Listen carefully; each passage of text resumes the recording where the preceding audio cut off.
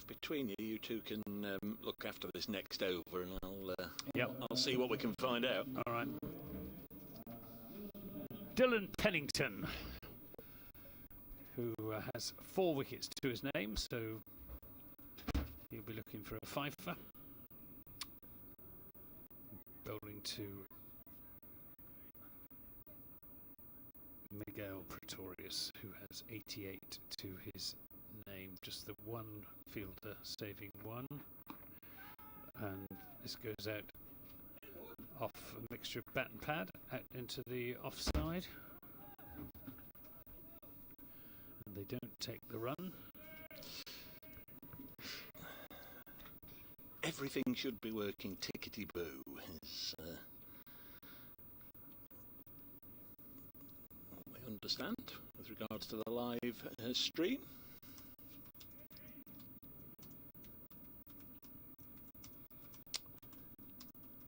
.463 for 9 as Pennington is into Pretorius, who's down the ground, smashing that down the ground for 6 more. Hasib Hamid thought he was in business momentarily, but carrying the boundary just to the right of the Batman scoreboard into the top end of the Smith-Cooper stand. Pretorius on to 94. 1 blow short of his 2nd century of his career, I think it is. It is a short boundary out there, but that's taken nothing away from him. That was a spectacular shot down the track to the pace of Pennington and just lifted him over mid-off. That was one of my favourite shots of the day. Yeah, it's been a fine innings. Pennington to Pretorius, down the pitch and swinging and missing on this occasion. But, through to Tom Moores.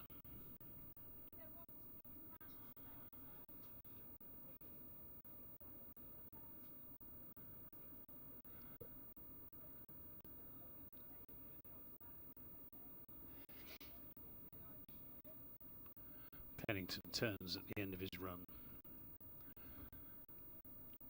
He's into Pretorius, and he gets this down to long leg, or deep backward square leg rather, but they're not going to take the run. Yes, he has 1 century to his name, and that was scored in domestic cricket in South Africa. So this is his highest score for Somerset and his highest score in England. He did play for Durham last season, but didn't score very many runs. Here's Pennington then to Pretorius, who swings this down to fine leg. It'll just be the single which they will take, as it's the 5th ball of the over, and Jake Ball just has 1 ball to get through. The field converges.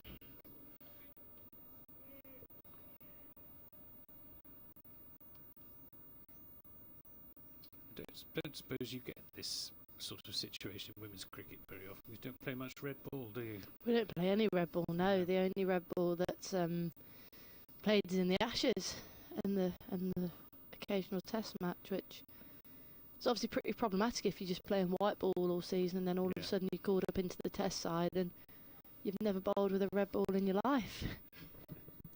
Which is the case for Ascot for Kirsty Gordon, because she made her England debut in test cricket. 470 for 9. Jake Ball has 1 delivery to survive from Dylan Pennington. Oh, appeal for LBW and given, and he doesn't survive it. And Jake Ball looks to the skies, and he'll feel that he's let down Miguel Pretorius, who finishes on 95 not out from 71 deliveries. An absolutely splendid innings from Miguel Pretorius, but he's denied the century that he really deserves. 95 from 70 deliveries with 8 fours and 6 sixes. So Somerset all out for 470, a lead of 110, which is in the category of useful rather than decisive. Now, did Miguel Pretorius give Jake Ball the same look that Craig Overton gave Shoaib Bashir at Taunton when he was left high and dry 95 not out? Lightning strikes twice. And the spectators, the members in the pavilion, standing to applaud Miguel Pretorius as he walks back up the steps to the Somerset dressing room. Tremendous knock from Pretorius, and it gives Dylan Pennington a 5 for to boot. 5 for 96 to Dylan Pennington. That Somerset lead of 110 runs owed quite substantially to that innings from Miguel Pretorius. Yeah, 95 not out from 71. Last man out, Jake Ball, LBW to Pennington for naught. So Dylan Pennington 5 for 96, his best Nottinghamshire figures. The lead is 110. A lot of cricket left today. Board showing 60 overs. They'll lop 2 off, unless they've already done it. But a lot of cricket left today to get in. Nottinghamshire have got to bat really well. Since lunch, 8 down. Jack Leach fell for 37, caught by Tom Morse from the bowling of Calvin Harrison. Took the decision, but it was fairly evident, fairly obvious. Didn't necessarily think he'd nicked it, but had to go 435 for 9, and then another 35 added, all by Miguel Pretorius. On 1 or 2 extras, getting him up to 95, getting Somerset to 470. This is very, very decent lead. They'll be back out there, ready to go again with Nottinghamshire's second innings in about 5 minutes' time now, I'd guess, and we'll be back and bring you the commentary just as soon as the players are back on the field.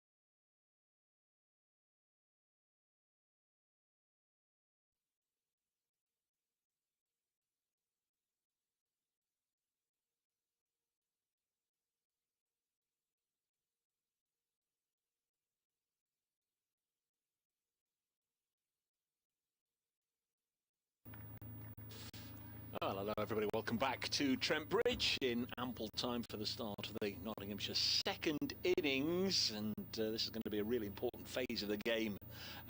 When are they not important, but this one you suspect will be crucial for Nottinghamshire. They just really can't afford to have any sort of collapse, any proportions between now and the close today. They really need a good session and a half with the bat. Seaper Mead and Ben Slater making their way out to the middle, with Somerset following on behind, having just broken up from their captain's huddle. The visitors lead by 110. Tom Abel, top scorer with 111, and solid contributions as well from Miguel Pretorius, who made 95 not out. Tom Lammonby yesterday 87. James Roux 49, Jack Leach 37, Tom Kohler Cadmore 38. Keep on coming and coming and coming, don't they? A terrific scorecard from a Somerset perspective. From the Notts bowling point of view, congratulations to Dylan Pennington. His first 5 for Nottinghamshire came at quite a high cost, 5 for 96, and also for Calvin Harrison, 39 overs I think it was in the end, 3 for 162, if memory serves. I've not got it in front of me at the moment. What I have got in front of me at the moment is a fired up Craig Overton with ball in hand, and to my right a fired up Anthony Gibson and Grace Ballinger to tell you all about it.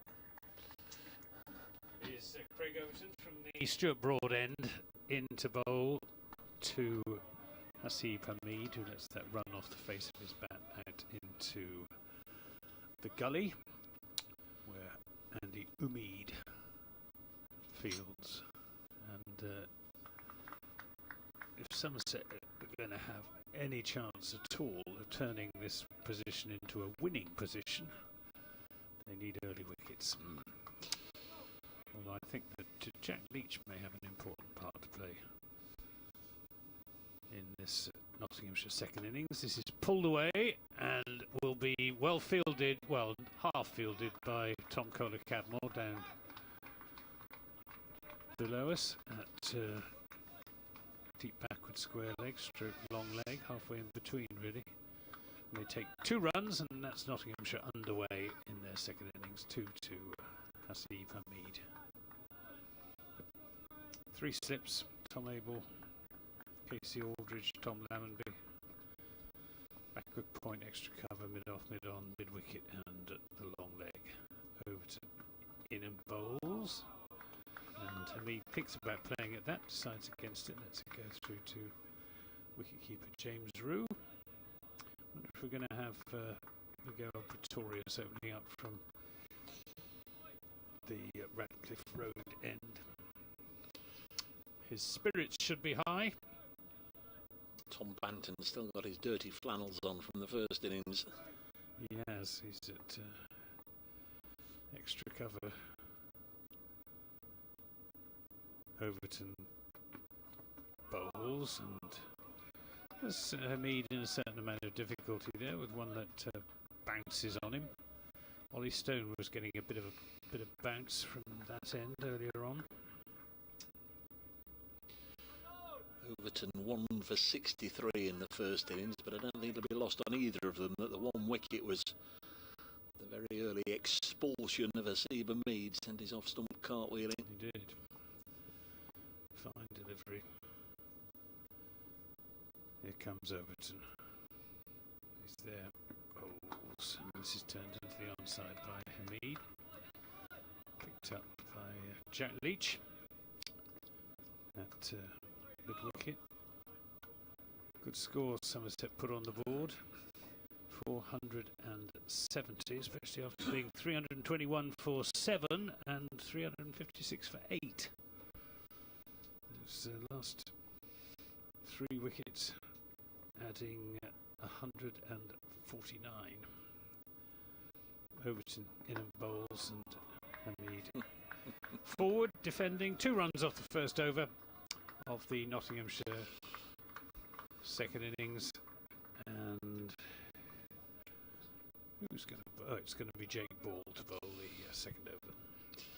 Yeah, and don't think anybody here will be surprised if Jake Ball doesn't get a cluster of wickets in this second innings. He didn't get any in the first. He didn't get any runs. He was last out, much to the disgust of Pretorius, who was 95 not out at the other end. But it'd be just typical cricket, wouldn't it? It then becomes Jake Ball who's the kingpin for Somerset second time around. He's still a very fine player.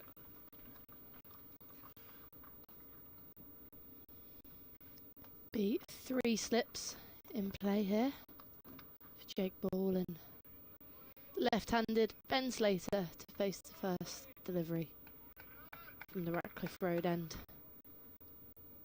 Seen him take a lot of wickets here at Trent Bridge. Jake Ball, as Dave said, a very talented bowler. Deep point out and a fine leg. The only 2 men out currently. It's Jake Ball, end of his mark, comes in for his first delivery.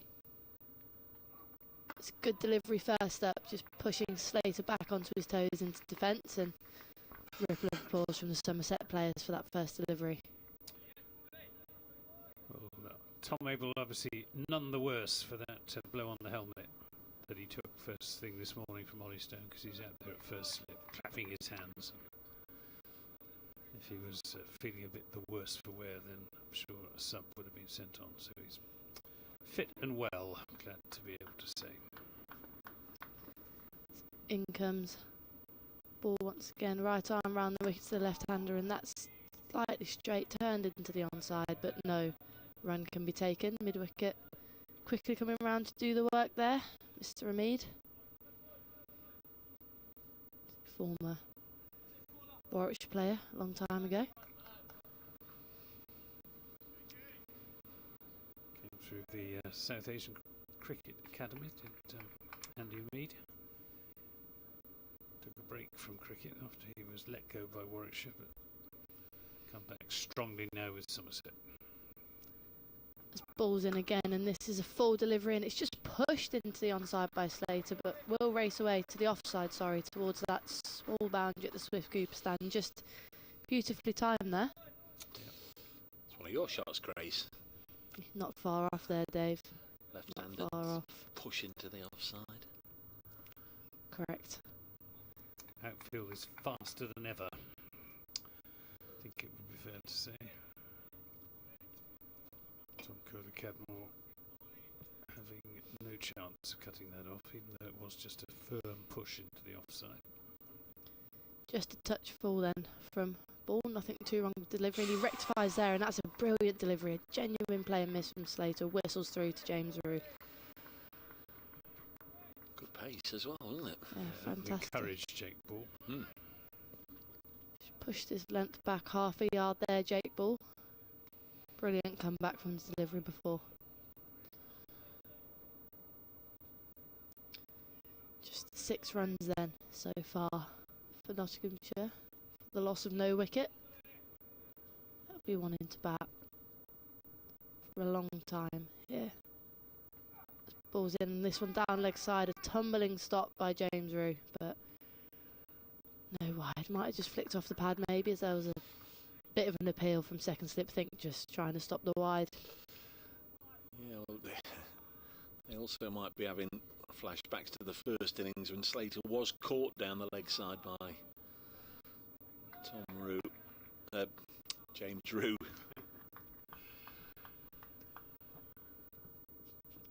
Final ball of the second over then. In comes Jake Ball, and this one back of a length turned into the onside by Slater, but another dot to finish. So all in all, a good over, just that one full pitch delivery that got the punishment. Nottinghamshire 6 for none.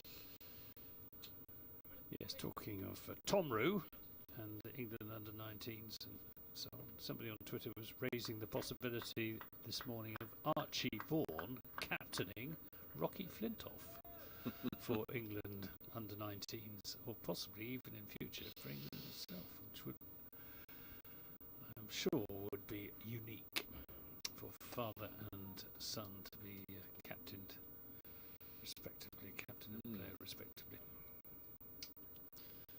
What's going on at the far end? Somebody needs re-shodding, I think. I think there's a foot problem there with is it Jake? It's Casey Aldridge.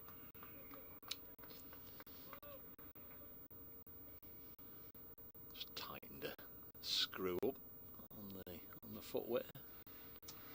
Takes up his position at second slip. Overton to Hamid inside the off stump. Interestingly, slip formation is different for the right-hander Hamid, or possibly different for Overton as opposed to Jake Ball. The slips when Jake Ball was bowling from this Radcliffe Road end more widely spaced, whereas here they're more of an echelon with second a pace in front of first and third a pace in front of second. This is driven, not timed. And Leach intercepts at mid-off. It's maybe just the presence of Craig Overton in there. He wants more space. Well, Casey Aldridge is about the same height as Craig. It may just be the angle that we're looking at them from, sort of foreclosing the gaps between them when the bowling's from the Stewart Broad end. Overton is in and bowls to Hamid. Drops that down in front of him. And Umid comes trotting in to pick it up. This is going to be a long session, and we've got 24 overs still to go to tea. I've already noted that. Tea should be an hour from now. It's going to be an hour and a half. Yeah. Well, Somerset are pretty good at bowling their overs, especially if Jack Leach comes into the attack reasonably early. But I think we'll see a burst from Miguel Pretorius, and probably from Casey Aldridge as well, as that's defended into the offside. Well, I should think so. They took 9 wickets between them in the first innings. Yeah. And Somerset will be hoping for some rewards from this new ball that they've got in their hands at the moment. That Smith Cooper stand will be a nice place to sit and watch from at the moment, because it is now in shade, very close to the action on that side of the ground as well. Overton, their bowls, pitch right up, played back to the bowler, who fields right-handed and doesn't quite threaten to throw the stumps down. But,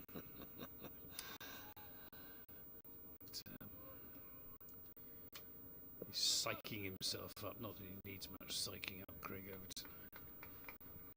You can be perfectly genial in ordinary life off the field of play, but becomes a bit of a man possessed when he's on it. This is on middle and leg and turned into the onside, and that I fancy was a maiden over from Craig Overton. 2 overs, 1 maiden, no wicket for 2. We've had 3 overs of the Nottinghamshire second innings, and there's 6 without loss. Yes, this morning Somerset resumed from their overnight 293 for 4. Tom Abel 105 not out.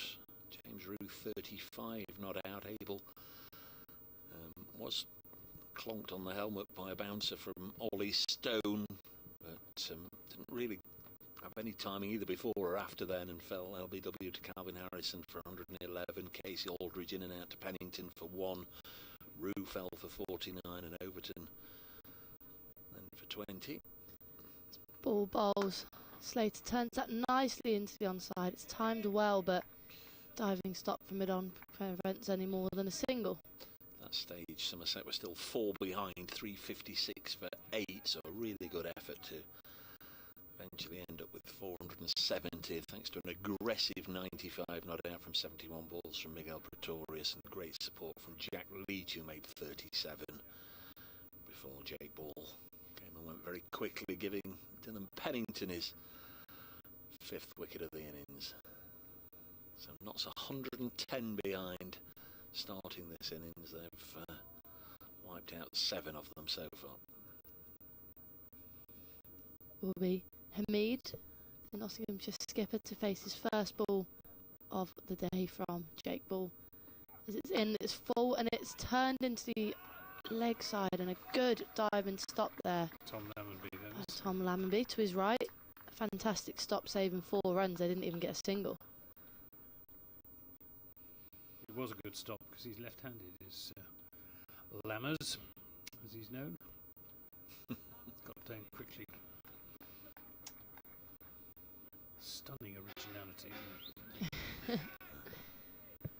You all have nicknames. Yeah. What are you then? I've got loads, actually. Trying to think of my most common one. Come on, what's yours? They call me G-Bang, that's quite a common one. G-Bang? Oh, G-Bang. that's not too bad. But they call me Rishi, actually, as well. Which is an old one, obviously named after Rishi Sunak, but it's from when he was, not for any Tory reasons or anything, but about 5 years ago when he did, remember Eat Out to Help Out during COVID? It was when I first moved to uni, before I even became a fresher, first moved to Loughborough, and I didn't know how to cook, so I just used to go out for Eat Out to Help Out every day. Patron Saint Rishi Sunak. Help out to eat out to help out. Not missing any cricket. There's just something holding play up behind the batter's eye line here. Rishi. Yeah, so that's probably the one with the best story behind it, but yeah, got all sorts. G-Bang. All sorts, got too many. I like Amazing Grace. That's your nickname, isn't it? Yeah. What's going on now then? I've no idea. Call it off. Shake hands, let's go home. I don't know. There's no cricket going on due to an incident down below us that doesn't seem as if it's going to get fixed anytime soon. And in a moment, somebody's going to say, right, can we have a drink brought out? My only guess is that it could be something to do with the sight screen, or someone behind the bowler's arm. We can't see here from where we are in the commentary box. Right, hang on. We're on the live stream. It's focusing in on one of the blinds that's been put across a window. Just maybe something glinting in the eye of the Notts batters, but we're ready to go. His ball back over the wicket to Hamid, and that has just missed off stump. I think he left it in the end, Hamid. He did, not too convincingly, but he left it alone. He judged it well because it didn't bowl him. Eat out to help out. Every Monday, Tuesday and Wednesday I'd be out. Now, didn't you say history was your speciality, Anthony? Yep. Well, you two have got something. Well, that's where I got my degree in, but well, whether it counts as a speciality. Well, Grace can chip in on that, I'm sure. Can I? As ball in again, and this is full and driven beautifully by Hamid, but another great stop there in the covers. Is that? That's Umid. It's Hamid, yeah. Fantastic bit of fielding. The Somerset boys have been diving about left, right and centre. It's been pride successful. themselves on their fielding, do Somerset. So what's yours, more English lit then? I did English lit, yeah, but my dissertation was philosophy based. But that's all done now. On Dostoevsky. Dostoevsky indeed, yeah. What's your Russian history like, Anthony? Not great. No, me neither. Has balls in again, and this one's left outside off. More convincingly this time by Hamid. Tell you a bit about Peter the Great, or Catherine the Great, but that's about all. I can tell you Lev Yashin, the Russian goalkeeper, was the man in black, and Yuri Gagarin was the first man in space. Indeed. And that's me done. And of course the October Revolution and all of that.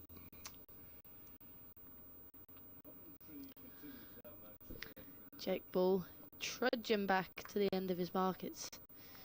Not a day for the lengthy spells today for the seamers. I think I'd struggle to get more than 5 on the spin here, but they'll do more as ball goes in, and this one's wide outside off and left by Hamid, and that concludes the 4th over. Nottinghamshire 7 for none, just the 1 run taken from it. And nothing that we've seen so far suggests that Somerset are going to find it easy to take these 10 Nottinghamshire wickets. My money's still very firmly on the draw. But if it is a draw, Somerset will not be dissatisfied with 15 points, which is what they're on course to take home at the moment. The pace of play has lessened somewhat at the start of the Nottinghamshire second innings to what it was at the end of the Somerset first. Really was crash bang wallop with Miguel Pretorius romping his way to 95. Overton's going to go round the wicket. A terrific piece of batting, wasn't it? Yeah. The only false shots he played really were those pull shots that he didn't execute quite right. This is Overton to Slater. I think it's the first time that Craig Overton's bowled to the left-handed Slater in this innings.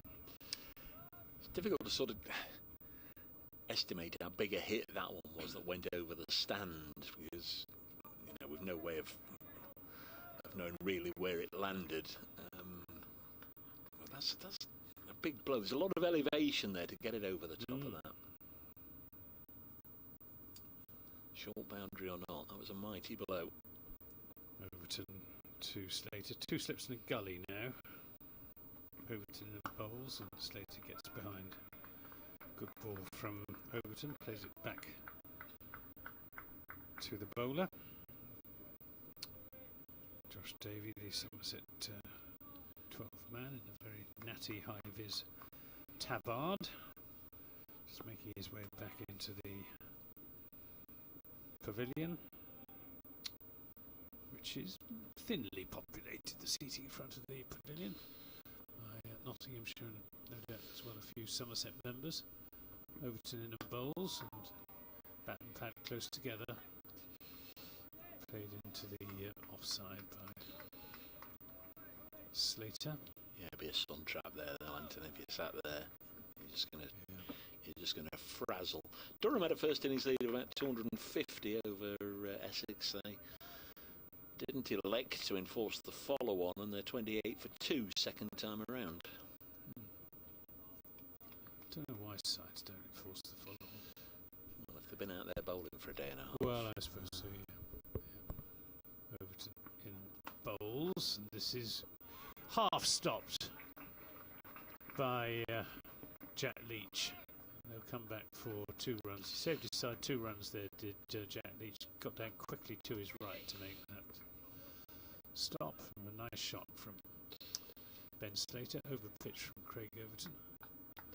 9 without loss. Slater on to 7. Of course, the other way of doing it is the Surrey way. They bowled Worcestershire out for 212 and having forced the follow-on. Worcestershire 58 for 1. Good attacking cricket from Surrey, as usual. Overton in bowls, and this will be runs, and this will be 4 of them. Andy Mead in warm pursuit, but to no avail. First short game. and wide, that one from Overton. Slater up on his toes, punching it away backward a square for 4. First game likely to finish. I know there's a way to go, but likely to finish in this round. Could be at Scarborough, where Gloucestershire following on at 77 for 4 second time around. They're still 182 behind Yorkshire at Scarborough. Overton to Slater. It was in the air through short leg for a time. Tom Banton does the fielding. Sends in a poor return on the half volley to James Rue. Can't take it cleanly. It's the end of the over. Craig Overton 3 overs, 1 maiden, none for 9. Notts 14 without loss. 2 to Hamid and 12 to Slater. And so far in this innings, I think just 1 delivery has gone past the bat, and that was Jake Ball to Ben Slater in Jake Ball's first over. I think so. Doesn't look like there's too much movement out there, does it? Unsurprisingly for the opening bowlers, it's always a good batting wicket here at Trent Bridge, and it's not exactly bowling friendly conditions here, is it today? Do you enjoy bowling here? I love it. I love playing here. We all absolutely love playing here. I mean, I don't think it's particularly, like, I like bowling up north for the conditions, but I love playing here. It's my favourite ground in the country by far. wonder, Grace, what you make of the Somerset flag. You might see it when the breeze blows in a second. In comes Jake Ball then, and this one is well timed in defence by Slater. Out to the deep point boundary as he gets off strike. Where is it? Left-hand side of the pavilion. You can't actually... Looks like a Union Jack right now. No, There it is. There we go. It's colossal compared to most that we get here. Enormous flag. Wind relatively down, as we can see by the flags just waving gently. Yeah, when I asked the question, it was standing tall and proud, but of course the wind has now dropped, so you can't see it to full effect. Ball in and catches the outside edge of Hamid, but it lands safely away from second slip as they scamper through for a single. Try to guide that one down to third man. It's the first time the outside edge has been found, but not carrying to Craig Overton.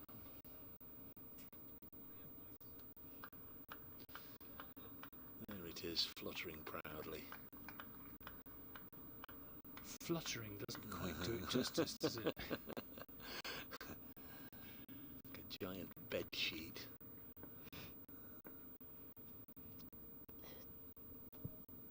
Jake Ball then. Bowls again, and this one left outside Slater's off stump. Good leave there. Very convincing from Ben Slater. Somerset players should offer a bit of encouragement to their bowler. As we've said, could be a tough day in the heat for the Somerset boys, and they'll be getting the peak of it now. It's going to be a long afternoon. We've got another 20 and a half overs before tea. It's balled in again, and this is driven nicely by Slater, who's timing it well but not managing to evade the fielders too often at the moment.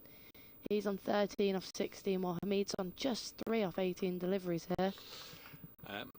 Eric Peterson's been in touch, one of our, well, he's a Florida correspondent, used to work here in Nottingham for the Evening Post. Had a fun night last night, Dave. I went to the local arena, watched the Florida Panthers win the Stanley Cup. Yeah, it made the news headlines this morning. More in a moment. Ball in again and straightish and turned in between mid-on and mid-wicket, and a well-calculated run there by Slater to bring himself off strike. Don't want to oversell it, he says. Very nearly more exciting than watching Notts win the last ever Pro 40 competition. Yes, it was a big thing, clearly, for Florida. Not necessarily the most well-known area in America, Florida, for ice hockey, but they've won the big one in ice hockey. Final delivery of the over then is an outlandish but well-timed drive by Hamid, and it races away towards the long boundary. Again, another well-timed shot, and 4 runs off the final ball of the over. Nottinghamshire 21 for none. Yeah, Jake Ball, 3 overs, no mids, none for 12. From what you've seen, Dave, of Jake Ball, do you think he's the bowler that he was? No, he's clearly not the bowler he was. He's had a lot of injuries, and like the rest of us, is getting on a bit. Yeah, I mean, 2016-17, when he got his England calls, he was, quite rightly up there amongst the quickest, the most accurate, the most devastating bowlers in the county championship, and deservedly was recognised as such. He was a real handful then. He's had a lot of injuries since then. It's Craig Overton in and bowls to Ben Slater. Drops into the offside. Tom Lammonby quickly to his left to do the fielding. Were you surprised when he was let go by Notts? Not really. Sort of everything was pointing to that being what was going to happen. Had one or two conversations and one or two whispers, and sort of was in on what was likely to happen. Overton in and bowls and beats Slater outside the off stump. So that's 2 that have gone past the outside edge. And I suppose from the Somerset angle, a veteran seamer who's been there, been around for many years and done it. Obviously, Jack Brooks leaving the staff, and that sort of left open the slot. You can have all the promising youngsters in the world, but you do need a little bit of experience in there. You do. He's been bowling well for Somerset in the blast, using his experience. He's Overton in the bowls, and Tom Lammonby can't get his left hand down on that, so they will take a single down to third man. Tom Banton doing the fielding. Poor Tom Banton, sitting with his pads on all yesterday afternoon, came out and was there for like 4 deliveries before getting caught behind for naught. Casey Aldridge also getting a duck, but Andrew Mead didn't get very many. But other than that, all of the Somerset batsmen really got in and got runs.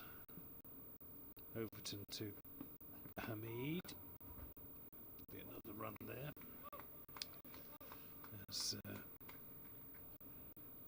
Pretorius jogs in from the third man boundary. Runs coming relatively easily for these 2 Nottinghamshire openers. 23 on the board. We're in the 7th over, so they're going along at roughly 3 runs and over. Just been joined once again, Anthony, by all our friends listening to us on 5 Sports Extra. Anthony Gibson, Dave Bracegood and Blaze Fast Bowler wearing a medal here, Grace Ballinger. Craig Overton is bowling to the left-handed Ben Slater, who takes a single.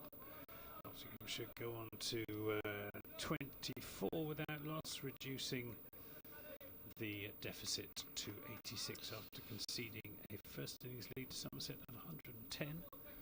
That lead owing a lot to Miguel Pretorius, Somerset's South African overseas player, who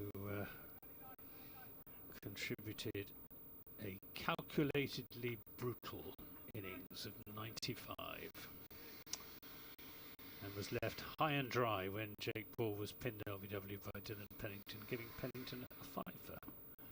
This is outside the off stump, and Hamid again just at the last minute taking his bat inside the line of that through to James Root, end of that over. Yes, and great similarities with what happened at Taunton when Craig Overton was left high and dry on 95 not out, and Notts were in trouble after the respective first innings had ended. They needed runs in the second innings, and of course that's when Will Young with 174 not out and Joe Clark 213 not out. I wonder if history is going to repeat itself. It might be the same, might not be the same 2 Nottinghamshire batsmen, but I think this has big Notts second innings score written all over it after the first 7 overs. Well, pace out of the attack, going to get some twirly-whirly stuff from the England spinner Jack Leach coming into the attack for the first time, coming in as early as the 8th over. That tells you an awful lot about where we are in terms of pitch and heat and the day, and I guess the likely threat as well, because Somerset will have watched Calvin Harrison bowling for the best part of seemingly 24 hours non-stop from this end in the Somerset innings, and of course Jack Leach faced him for a long time, so he will have no doubt been watching all those little spots out there. To talk you through how the left armour goes, another left armour, Grace Ballinger. I think last time we broke off from 5 Sports Extra, you were just about to tell us the victory celebrations spread from the Derby County Ground into Nottingham City Centre very quickly on Saturday night. Is that right? Well, yeah, that's exactly what happened, but can't say too much about that, really. Bad, was it? No, it was pretty tame, to be honest with you. As tame as a Saturday night in Nottingham City Centre gets after you've just won a cup final. Who looked after it? Are you calling it a cup or a trophy? Who looked after it? All you have to do is take a look at Kirsty Gordon's Instagram story to see who's got that trophy at the moment. It's going absolutely everywhere. As Jack Leach is on then for his first over in only the 8th over as the innings, and first one brings Slater forward nicely into defence. Left-hander versus left-hander here. Yeah, aiming at the rough outside the left-handers off stump is Jack Leach, because that's where Kelvin Harrison was getting most of his purchase from. Leach turns the ball at the end of his mark as he walks in, and this one this time pushed off the back foot to short third by Slater, who smartly decides against a single, considering there's a fielder there. Nowhere to hide on the field, is there? There's just no shade anywhere. No, it's a big outfield here at Trent Bridge, and it's certainly a hot one as Leach comes in again, and Slater goes back there to a foolish delivery but manages to get full bat on it and defend it watchfully. Just get a bit nervy when you see batters go back to decent length delivery here against spin, but worked for him just fine there, Ben Slater, as this time it advances forward slightly down the track and defends. It's a good start here from Leach, no runs off his first 4 deliveries.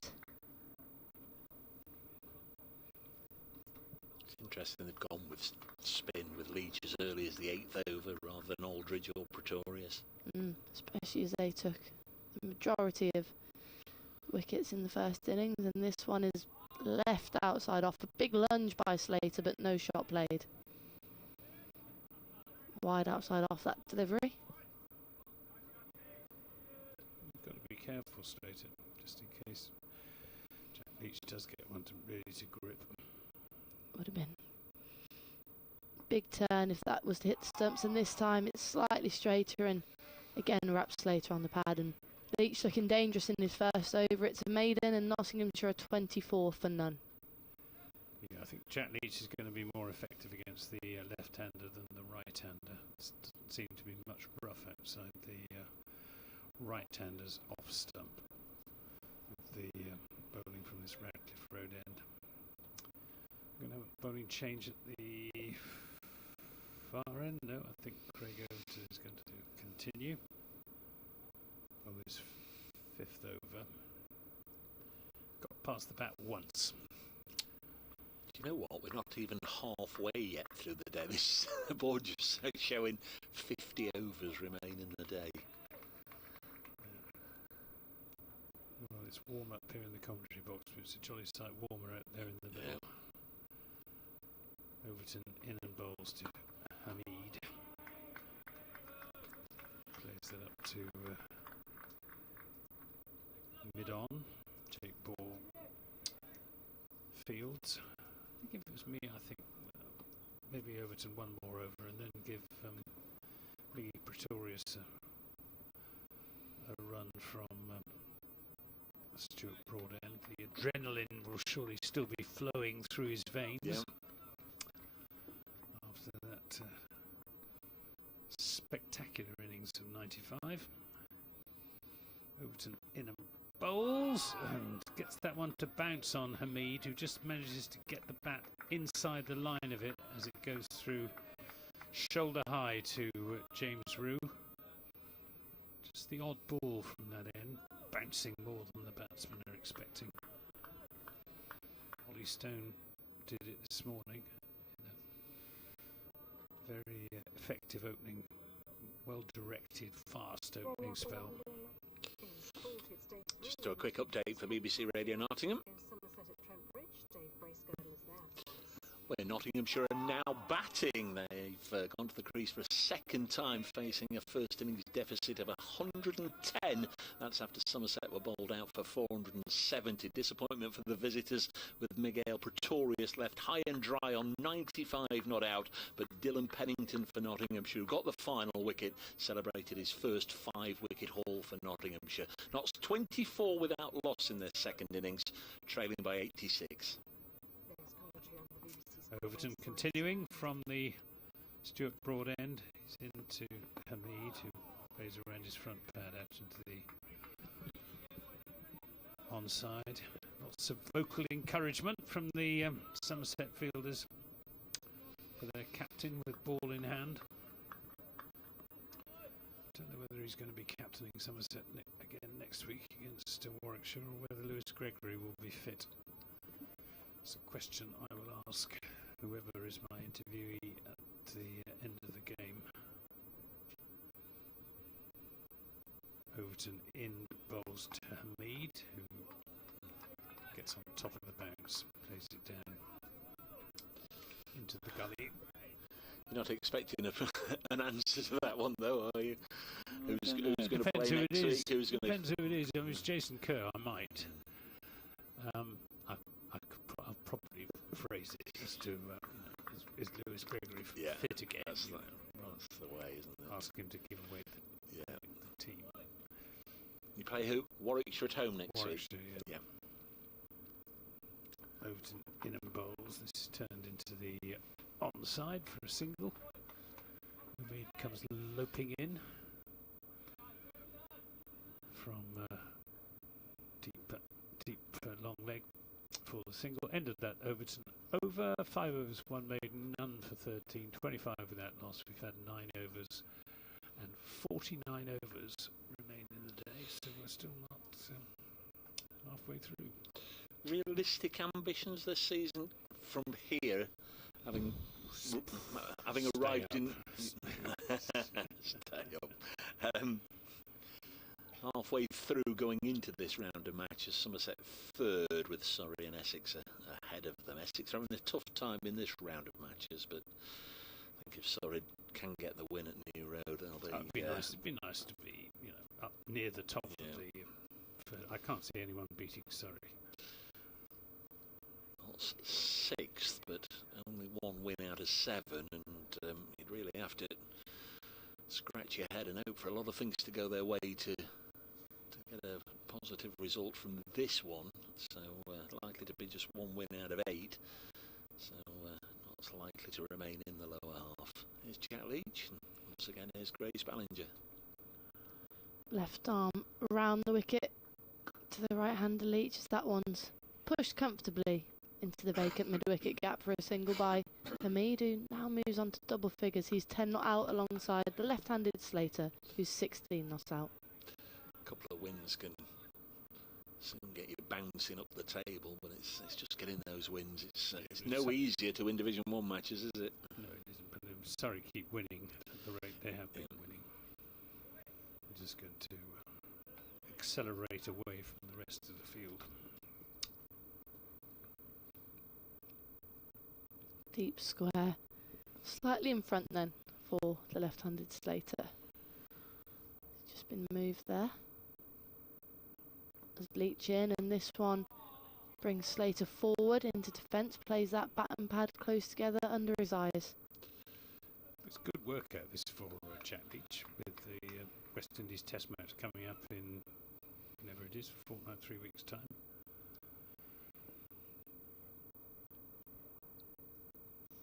Leach in again. This time Slater advances down the track and just kind of hits that into the ground. Looked like he was going to play an expansive shot, then decided it wasn't quite there. So sensible from Slater. Yes, Notts playing Lancashire next week at Southport, and just wonder if James Anderson will use that match as a warm-up for the international test. And this one is flashed that outside off. A full delivery by Leach. Slater doesn't get all of it, but he will get a single out to the man on the boundary down there at cover. I was going to say international. Victorious. I was going to say international series, but of course he's only going to play the first one, isn't he? He is. Well, it would be strange if he doesn't play a first-class match. Well, yeah. What are we looking at now? Again, there seems to be some sort of hold-up down below us. Probably one of those blinds again, or whatever they are. Come adrift. The Nottinghamshire captain, Nasiba Mead, on strike, and he's doing a lot of pointing beyond umpire Debenham, because of course the umpires have changed over now. Ben Debenham, who had a torrid old afternoon yesterday, he really did. They went for a ball change, or they felt there was something wrong, and the umpires agreed, and they went for a ball change, and Notts for about 30 overs weren't happy with the replacement ball. It was clear they felt They'd probably ended up with a worse ball than the than the one they'd asked. They just kept asking and asking and asking to get that one changed. Then they got it changed eventually, and then the replacement ball didn't behave any differently at all. No. Back in play then. Leach into Hamid. Hamid forward, defends watchfully. We saw the best way this morning, didn't we, to get a replacement ball? It's serve up one for Miguel Pretorius to smash into the middle of next week. Leach in for the final ball of his second over. This one's given some flight and pushed away to the vacant long on boundary by Hamid, and that will be 4. Well timed again by Hamid. He's seeing it well. Took a bit of time to get himself in, but he's now caught up nearly with Slater. The partnership's up to 30. Nottinghamshire 31 for none. Yeah, good shot. Was indeed. Just quickly, Division 1, Durham 47 for 2 in their second innings at Chelmsford, leading Essex by 295. Kent 23 for 1 at home to Lancashire in their second innings, still trailing by almost 300 at Edgbaston. Hampshire 286 for 5 in their second innings, leading Warwickshire by 313 at New Road. Worcestershire 68 for 1, following on against Surrey, trailing by 210. All the scores on the BBC Sport website and app, and I'll give you Division 2 in a wee while. Right, we got another over from Craig Overton. Around the wicket to the left-handers. Deal for LBW. I don't think that would have hit another set. Going down the leg side, that one from Craig. Just getting it off his chest, I think. It's not likely when you turn round to appeal to a bellow in the direction of where you think the umpire will be. And umpire Malinder was already about 8 paces away from the stump, signalling a leg by. Full marks for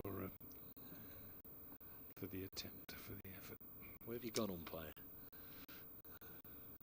32 without loss. Oh, that's a better ball. Yeah. That one cut back in towards Hasiba Mead. Good leave.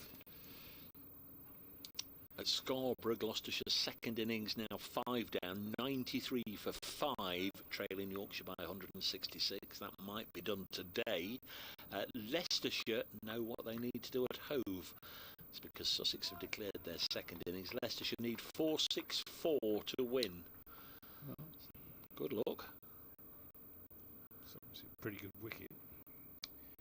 Over to in and bowls, and Hamid just lets this run off the face of the bat down into the ground. Casey Aldridge does the fielding from second slip. The slip cordon has been thinned out to just the two of them. Tom Abel at first and Casey Aldridge at second. Tom Lammonby's sort of deep gully stroke backward point on the 45. But he's more saving one than catching. He walks in as Overton is there and bowls, and Overton thinks he almost got past Hasiba Mead's bat there. Came off the inside edge out the onside. Just a 52-year-old's been in touch. Can one of you just nip 3 rooms to your right and pull the blinds down for Hasiba Mead, please? Maybe the sun glinting off. Do you remember the old Sunday League games, Anthony, when the sun used to reflect off the car windscreens? Yeah. Overton in and bowls. There were a lot of grounds where you could park on the ground, weren't there? There was a Gillette Cup it was Gillette Cup semi-final. Or it might have been Nat West by that stage, actually. Between Hampshire and Somerset at Taunton. Which went into it had to go into the second day because the sun was reflecting off a window in the Colin Atkinson pavilion, and the batsman appealed against the reflection. That's outside the off stump, no shot, and off they went, and then come back the next day. Which didn't mean no harm at all, because on the first day I was scoring, and on the second day Henry Blofeld was doing something else, so I ended up commentating on the second day, which was nice. 32 without loss after 11 overs. Even in my lifetime, when I first started driving, I could park away to our left where the Fox Road stand is now. There was obviously the boundary rope, and then lots of seats for spectators to sit, and beyond that there was a parking area there for Jampo and the Sunday League games. They'd bring in temporary stands, of course, for the international matches. Leach back in then from the Ratcliffe Road end into his third over, and the first delivery is full and timed nicely by Slater just to get a single out to that long on boundary. Hamid sprints in, does the fielding. Ground looked very different then. We had a double-decker stand, the par stand where the Smith Cooper is now. And of course there was the famous tree there, George Parr's tree as well. That was a big blow. Anybody who could hit one over the top of that, well, Miguel Pretorius showed this morning that he could. Went many a mile. I'd love to know where it landed. If anybody is over there in the car park area of the Dave Bray School residential care home that's being built still away to our right, is listening. A nice communal area up Yeah, the top, they haven't have, and they can see into the ground. We have seen photographs sent by one of our correspondents who happened to find himself working there a month or so ago. Slight pause then, but Leach back in. Hamid forward in defence. Of course, we can't talk about Somerset without reference to the county ground at Taunton, where they know what it's like to sit on a balcony and watch the cricket. It's Leach, number 17 on the back of his shirt, in bowls on this one. Hamid goes back to, pushes into the offside, but there's two fielders there in the covers. Do you enjoy playing at Taunton, Grace? I think Taunton's one of the 3 grounds I haven't played at.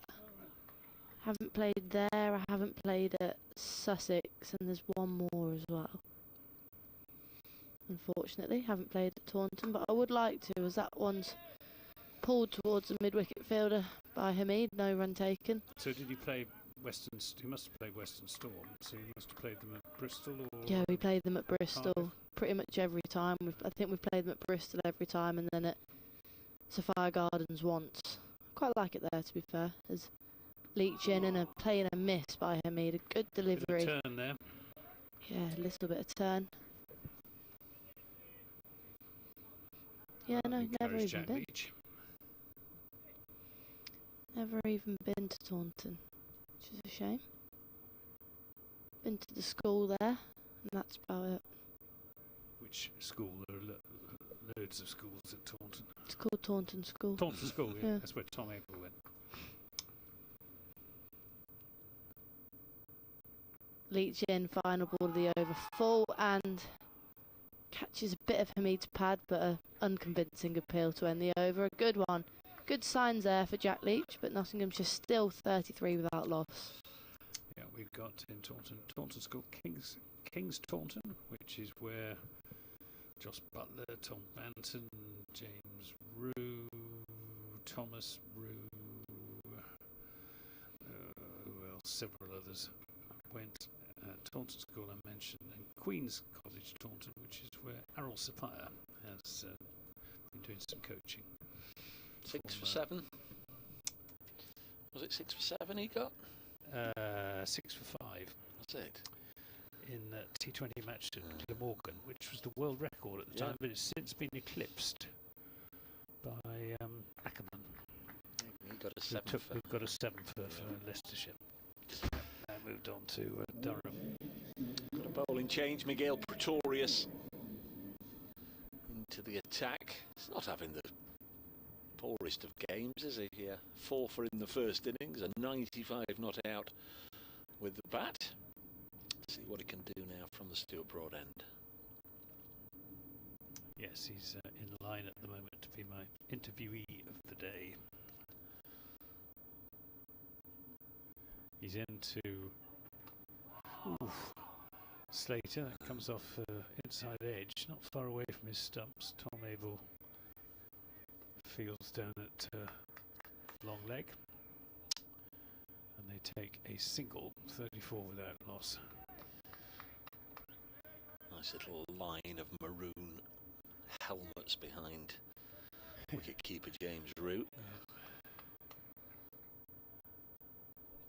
Root in his Somerset cap. Not sure if he's been capped yet. Don't think he has. Well, that may be wrong. As Pretorius in a bowls and beats Hamid with a good one.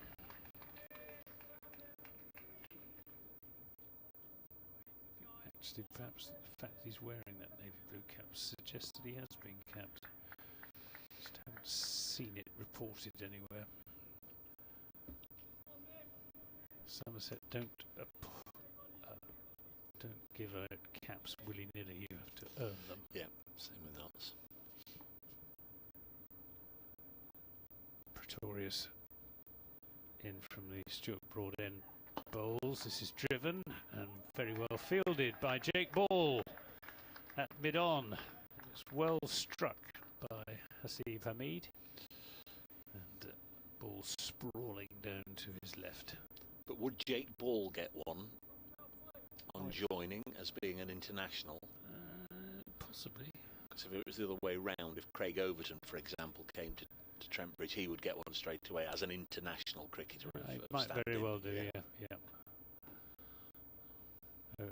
Pretorius bowls, and Hamid not quite sure where that had gone, but shy at the stumps at the far end from James Root. Misses. They take the single, 35 without loss. Again, he too is wearing a navy blue Somerset cap, so I suspect he has been awarded his cap. The great surprises of the first 2.5 days for me is that we haven't as yet had a flurry of overthrows. There's been some wild shies, and we've got a short boundary. Somebody's going to get a 5. Pretorius to Slater, and there's a single here as Leach goes to his right. Jack Leach wearing his Somerset cap, and as they get older, the Somerset caps they fade to grey, or sort of maroony grey. It's very peculiar. A lot of people think Somerset caps are maroon, which is one of the 3 Somerset colours, but they're navy blue, but they do fade to a sort of purpley maroony grey.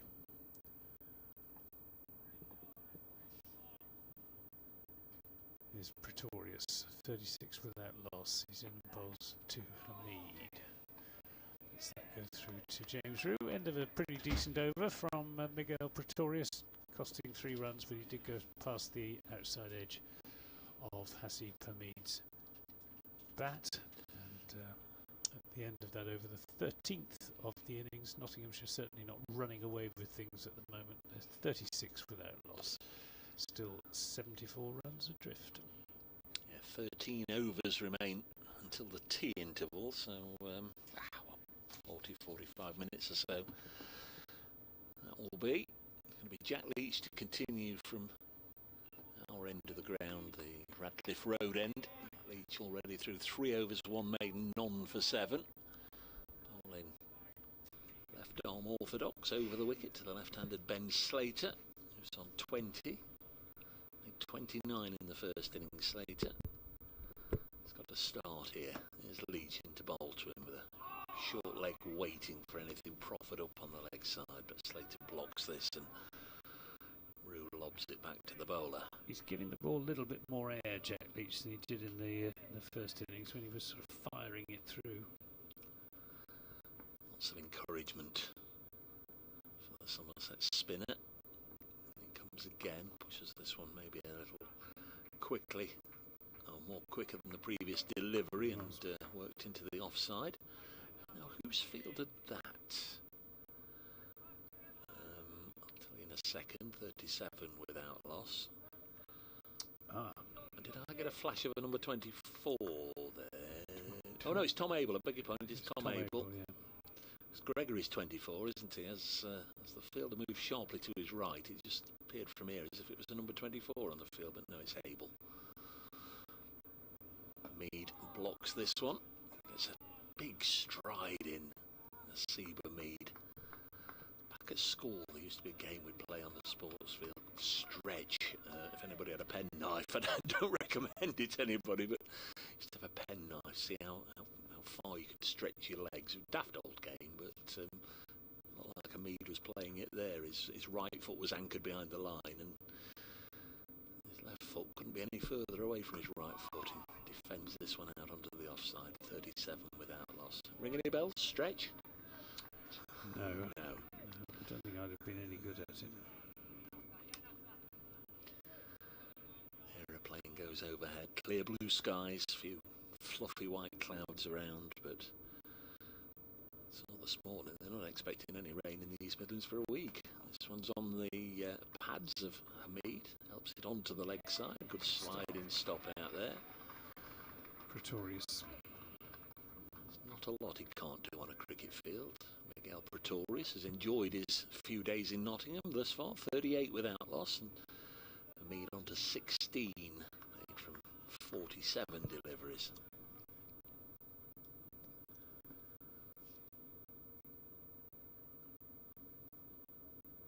Ground still as Leach bowls again to Slater. Pushes it out onto the offside, and Ben Debenham calls over. Another set of 6 have been completed.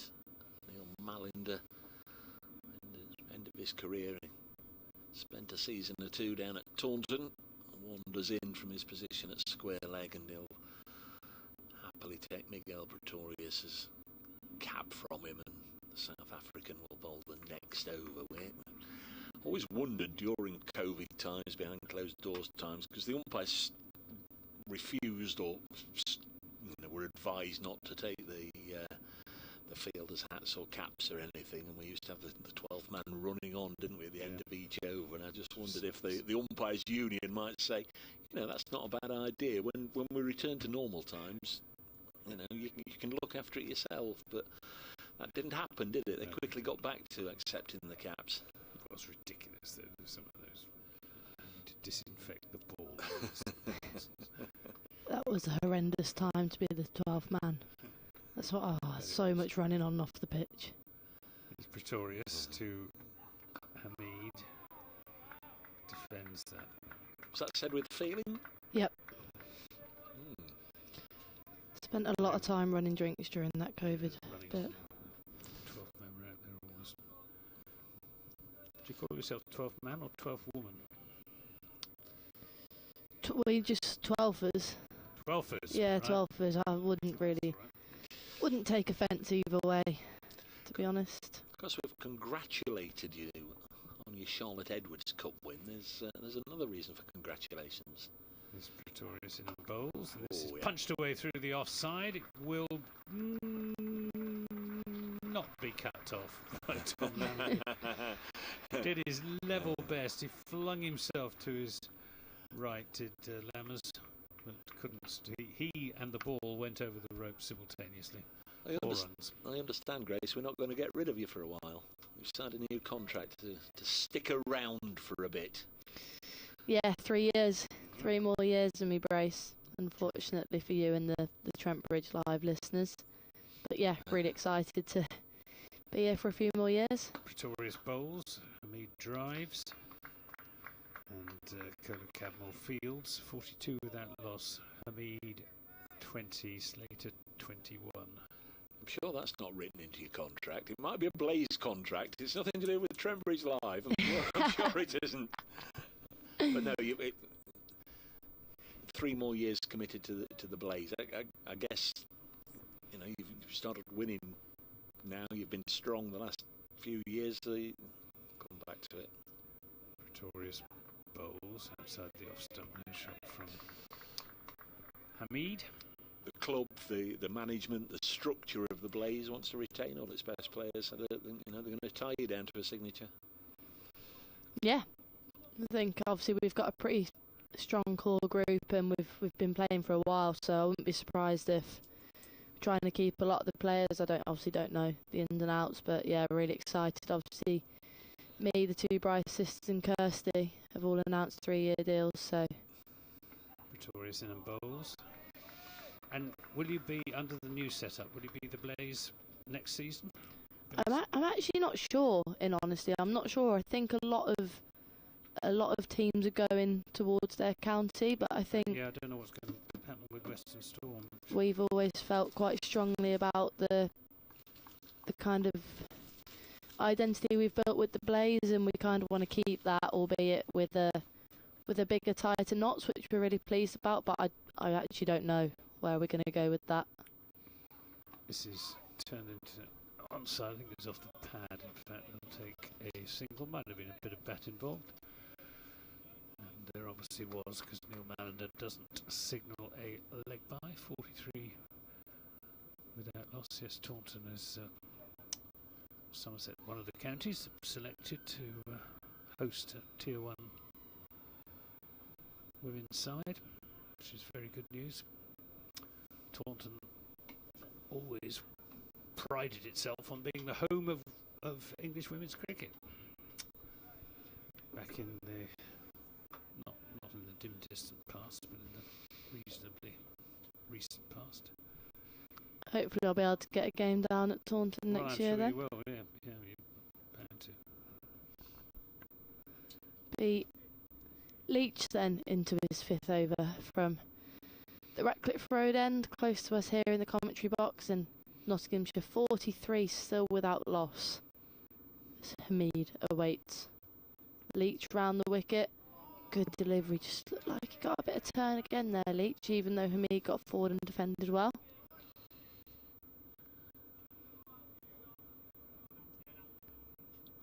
Majority of the crowd sat in that shaded Smith Cooper stand, unsurprisingly, and probably the closest you'll get to the action as well, with the wicket being quite far across to our right. Normally a bit further to our left for the county championship matches, but on the right for this game, as this one is cut into the offside by Hamid. Straight to that fielder there at cover. Is that Lammonby? No, that's Casey Aldridge. Casey Aldridge.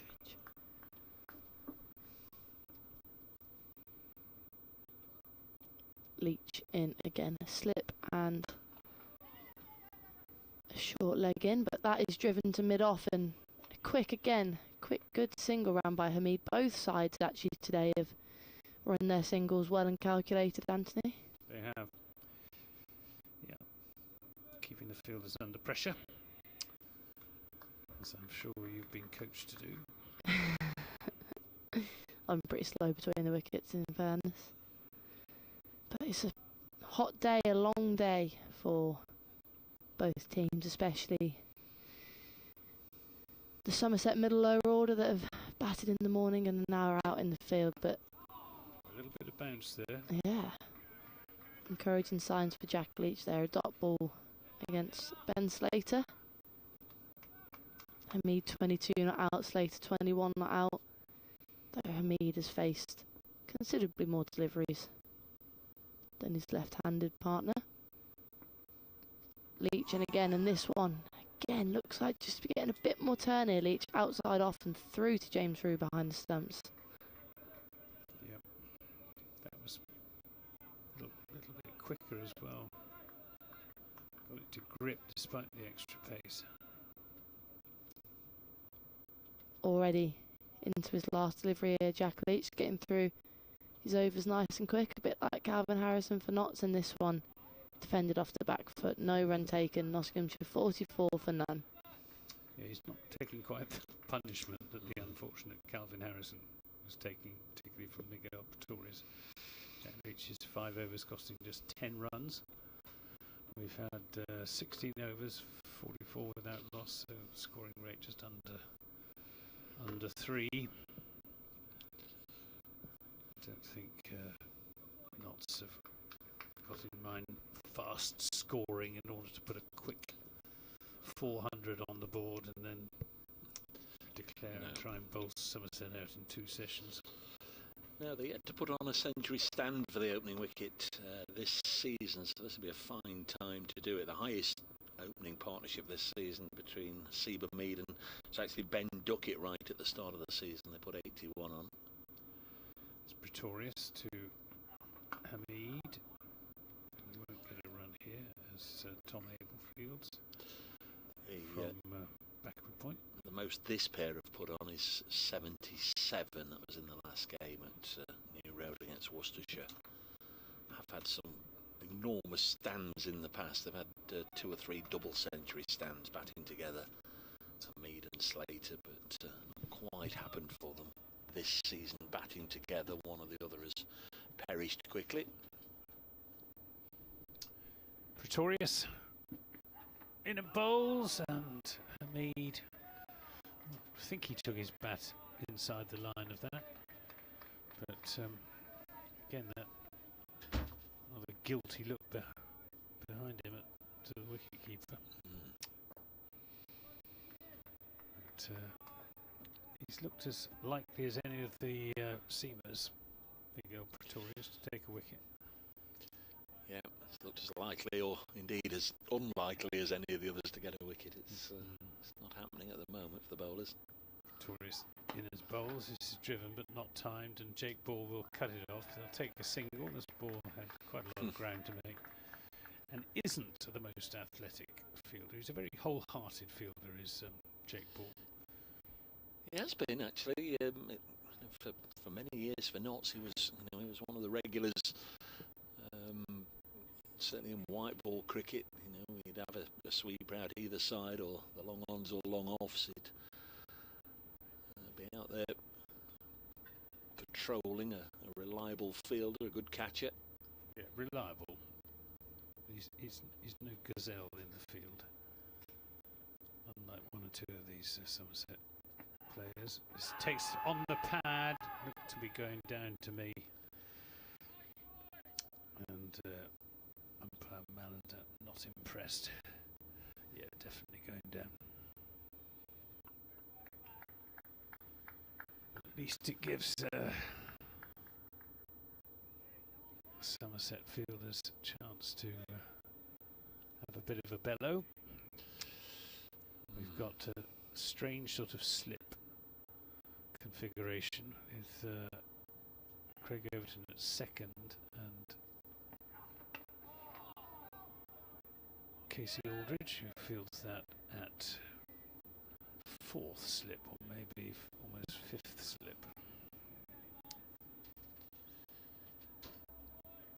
So Overton, you'd say, is it a wide first slip?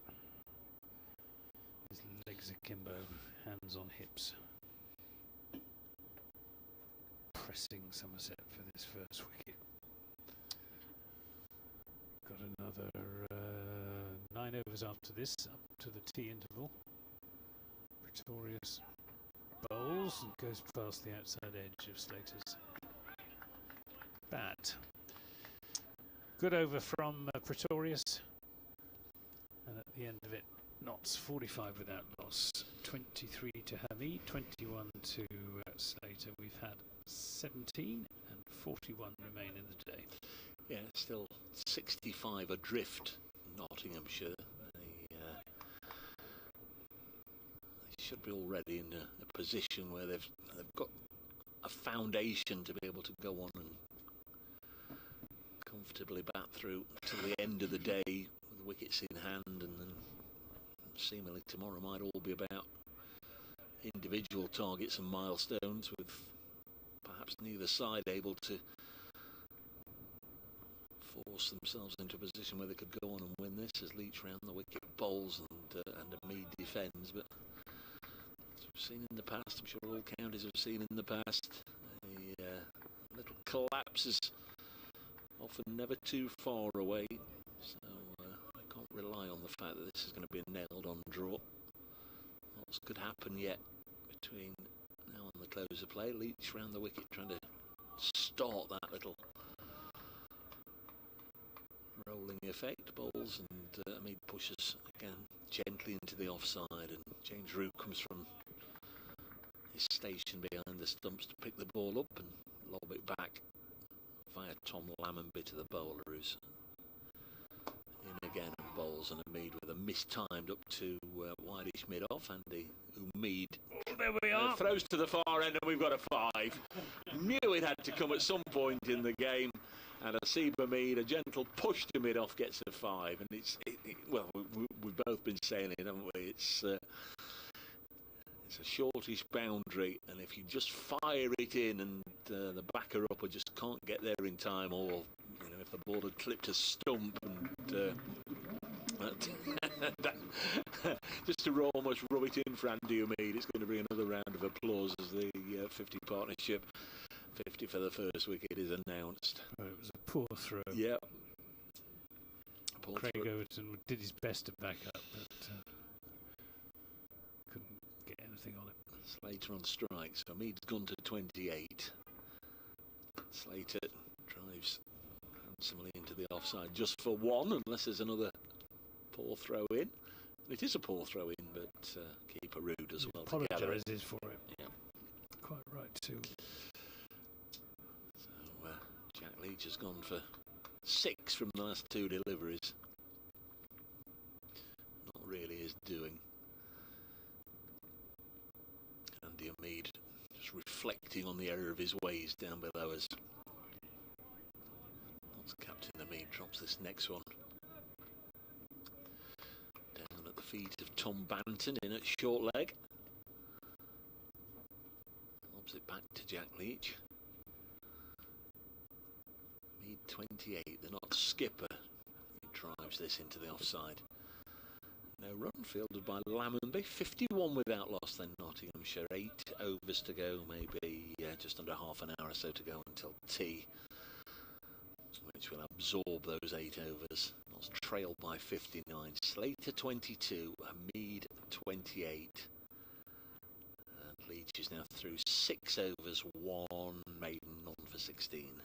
And Dave from Cork, who used to be Grumpy Git, but isn't anymore, is not impressed by Somerset's bowling, which is a little bit unfair. He says Somerset's bowlers not nearly as accurate and probing as their Notts counterparts. On a flat pitch and a hot day, to create pressure, we need to be bowling tight and dry. And Somerset can't seem to do it. Well, they're doing their best, Dave. It's a very, very hot day.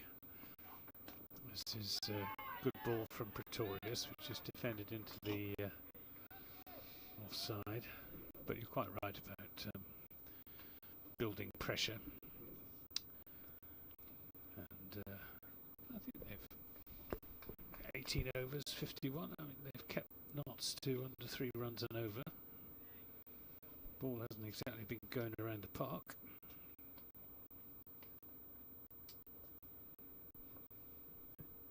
Pretorius to Slater. S is edged between the 2 slips for 4 runs. Pretorius stands there with his hands on his head and perfectly bisected Overton and Aldridge, neither of whom moved a muscle. There's a big gap between them. 4 runs, 55 without loss. Later on to 26. Grace, you're talking women's cricket about dotting up. Try and dot it up. We do, yeah, we do. We've got a little thing that we do in streaks of dots and ones in T20 cricket and dots in 50 over cricket. Yeah. Love a good streak, me. That's what Somerset are trying to do. This is nicely run off an open face down to wide 3rd man, where Jake Paul fields. Sends in a return. 56 without loss. Trouble is that Somerset are in the sort of position where even if they do create some pressure, there's no real incentive or need for the Notts batsmen to try to up the scoring rate. They can just absorb the pressure as Miguel Pretorius just loses his run up, has to go all the way back to the start. No, exactly so. There's absolutely no pressure on Notts at all. They trail by only 54 and they'll probably be pretty comfortable to withdraw here. Just bat and bat and bat until they made the game safe. Which is exactly what happened down at Taunton. As Pretorius is in and bowls, and me playing around his front pad out into the onside partnership down there between Will Young and Joe Clark of 392 for the fourth wicket, which was a notched record. Didn't make for very exciting viewing on the last day. It's a quiet spell here, isn't it? It is. Somerset plugging away, Pretorius, and it's a good ball. But Hamid dead bats it, just spins in the bowler's foot marks outside his off stump. Just the two slips, the two giants, 6'5" each. Casey Aldridge at first and Craig Overton in his accustomed position at second slip. Pretorius bowls, and he's looking for a run into the offside. It's not there as Tom Abel fields. That was the 19th over of the innings. Notts 56 without loss, 28 to Hamid, and 27 to Slater. Would you like to play more red ball cricket if you got the chance? I absolutely would, yeah. I think it's definitely something that a lot of the girls want to come into the women's game, and I think it's the way the game's got to go. If the England team are going to play Test cricket, which they definitely want to, then it makes little sense not to have any sort of red ball cricket and domestic stuff. Absolutely. Makes it hard to select sides. It makes it hard for England to perform, I think. But it's definitely getting there. I mean, I think with Project Darwin, which is coming into play soon, obviously squads are going to become fully professionalised, which is great for the girls that are currently on part-time contracts, and I'm sure it will creep in over the next few years. But I say I'd love to play it. Sometimes I do see the Notts boys out slogging away all day, the seamers bowling 25 overs. I think, oh, I'm not sure actually. As Leach is in, and this one's an attempted cut, and I'm not too sure how it's missed the stumps, and neither is James Rue. He's got his head in his hands, but Slater scampers off strike. Bye. Oh, no bat on it at all in the end. Must have just missed the off stump there. Well, encouragement for Jack Leach. So do you think it's possible that they'll bolt some red ball cricket onto the new structure? I think it's possible, yes. Jack Leach is in, and this one, Hamid back to a full delivery, but manages to keep it out from the stumps. Yeah, I think so. I think it's difficult because the fixtures have increased so rapidly in the white ball stuff. It'd be difficult to find time to fit it in. But even if it just starts with 3-day cricket, a North and South League, Leach in again, and this is full, and Hamid tries to turn it. It's just kind of caught the outside edge of his bat, and he manages to get two pretty much directly behind. Would have been a catch to a leg slip if there'd been a leg slip. Yeah, absolutely so. Yeah, I think there's definitely scope for red ball cricket in the women's game, but I guess there's a lot to work through. And I played like a North v South red ball game last season at Loughborough, but that was only 2 days. In fact, it wasn't red ball, it was 2 days, but it was white ball. Which is definitely interesting as Leach is in, and again, Hamid on the back foot in defence. Most people have to earn a living, and if they're not professionals, they can't afford to play multi-day cricket. So we're not yet at the stage where there's that many contracted players. Leach in and turned in to the onside by Hamid. Looks to get a second, but will just be a single in the end. It's a short boundary out there. The sweeper gets around quickly. That's a fair comment. You'd struggle to raise representative sides to play a 3-day match. I mean, you could definitely get a side out, but I think on average there's about 11 fully professional girls playing in each team, and this is is it a play and a miss, or is it caught the outside edge there? I'm actually not too sure. I don't know. But it looks like encouraging signs here for Jack Leach. She's definitely getting some turn.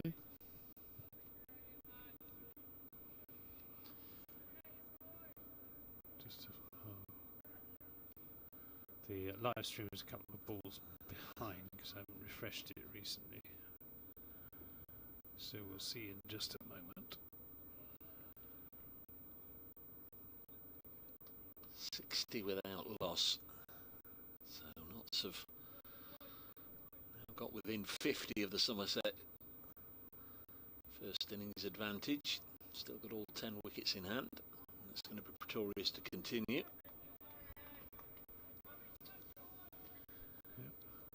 Bowling from the Stuart Broadend to Asiva Mead. He's there, bowls, and Hamid plays that up to Andy Umeed. Hamid to Umeed.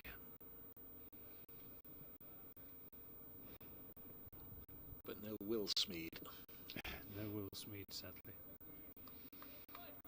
Just watch this delivery from Jack Leach. Oh, I think that was a chance. I think that was a chance to Craig Overton. This is whacked away through the offside, but straight out to Tom Banton, who's got his fielding pads on in front of the Smith Cooper stand. I think that was an outside edge from Ben Slater, and Craig Overton, partly obscured by James Rue, couldn't cling on.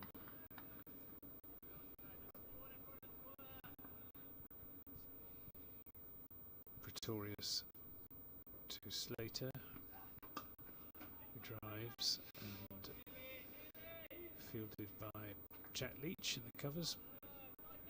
61 without loss.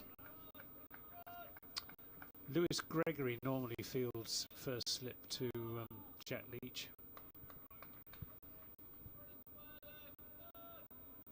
He's a terrific fielder, Craig Overton, but he's not a specialist first slip. His preferred position close to the wicket is at second slip. Pretorius and then bowls, and Jack Leach dives to try and make the stop. Jake Ball will cut it off. It's on the cover boundary, and they'll come back for 2 runs. Good throw, good arm in from Jake Ball from that Fox Road side of the ground. 63 without loss. We are 5 overs or so to go until the tea interval. I think if you're following on 5 Sports Extra, Kevin Howells will be guiding you through the tea break. Have 1 or 2 guests to chat to as usual. Is Pretorius to Slater. Gets one arrowing in towards his leg stump, turns it into the onside. Won't get a run. It's Lammonby Field, 63 without loss. 5 overs to go after this one to the tea interval. So tea will be about half an hour late. Things have speeded up. The over rate has speeded up since Jack Leach came into the attack with his 7 overs. Pretorius last ball of this over, and again bowling from wide of the crease in towards the left-hander's leg stump. Left-hander turns it into the onside, and there's no run at 63 without loss after 21 overs, so the scoring rate exactly 3 runs an over. It is indeed, yep.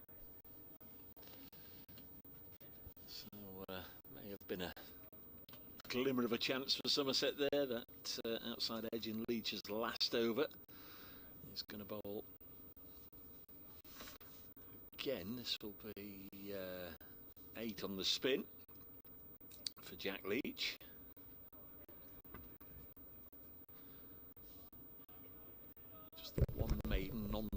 19. He's got the right-handed Hamid on strike.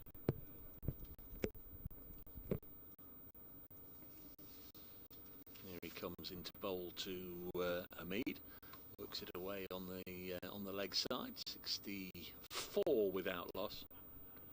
Dave from Cork wants to know how many maidens Somerset have bowled in this innings so far, and the answer is 3. Here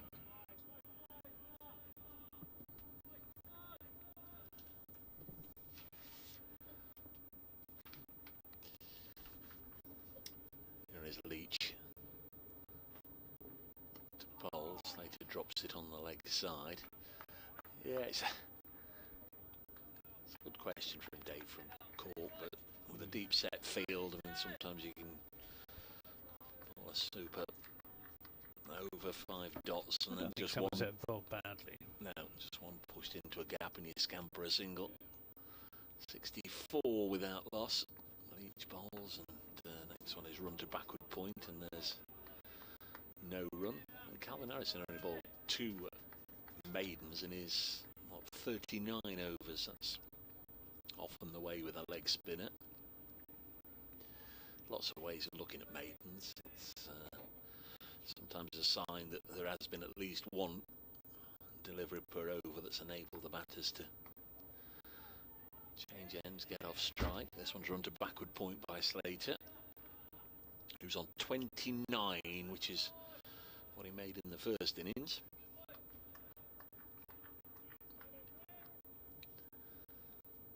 By that stage, Hamid had long since been dismissed for 15. There's Leach. And under the lid has changed sides from silly point to square to short leg. This one's drilled up to Abel at mid-off, no run. Somerset leaving a gap in the covers, encouraging Slater to play at balls outside his off stump. Here comes Leach again. Bowls, and Slater just reached forward outside the line. Wants to be in a position to protect his stumps and indeed kick it away if it turned sharply. 64 without loss, went through to the keeper. The unused strips in the middle of the square looking nice and lush and green, ready for the big matches to come, the televised games, obviously the test match and the ODIs and the 100 games, but the rest of the ground looks very thirsty, doesn't it, as the hot conditions start to tell its toll. Looking like outfields ought to Yeah. look at high summer, Yeah. isn't it? A little bit parched. Yeah. Could spend forever giving them a good watering, a good soaking at night, but generally we'll have a little bit of wet weather at some point, although we are anticipating a few days of dry weather. Very nice for Notts and their followers up in Lancashire if it's that sort of weather next week. Away at Southport. Here's the first innings 5 for man Casey Aldridge. Inject a bit of pace into proceedings. Let's suspect the brief that he'll have been given. Just got the one slip. Craig Overton standing there. He's in the bowls to Hamid. Good ball to start with. Right on the money. Sort of signalling to the dressing room. There are 2 Somerset 12th men coming down the steps. They're not entirely sure what it is that Jack Leach wants.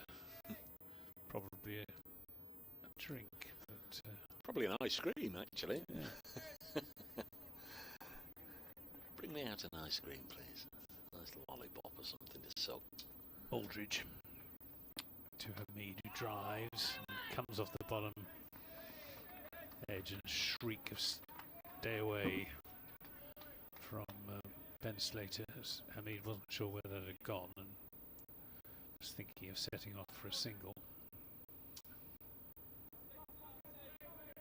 Josh Davies getting something from what I presume is an ice box, which has been positioned in the shade of the Smith Cooper stand out on the boundary there.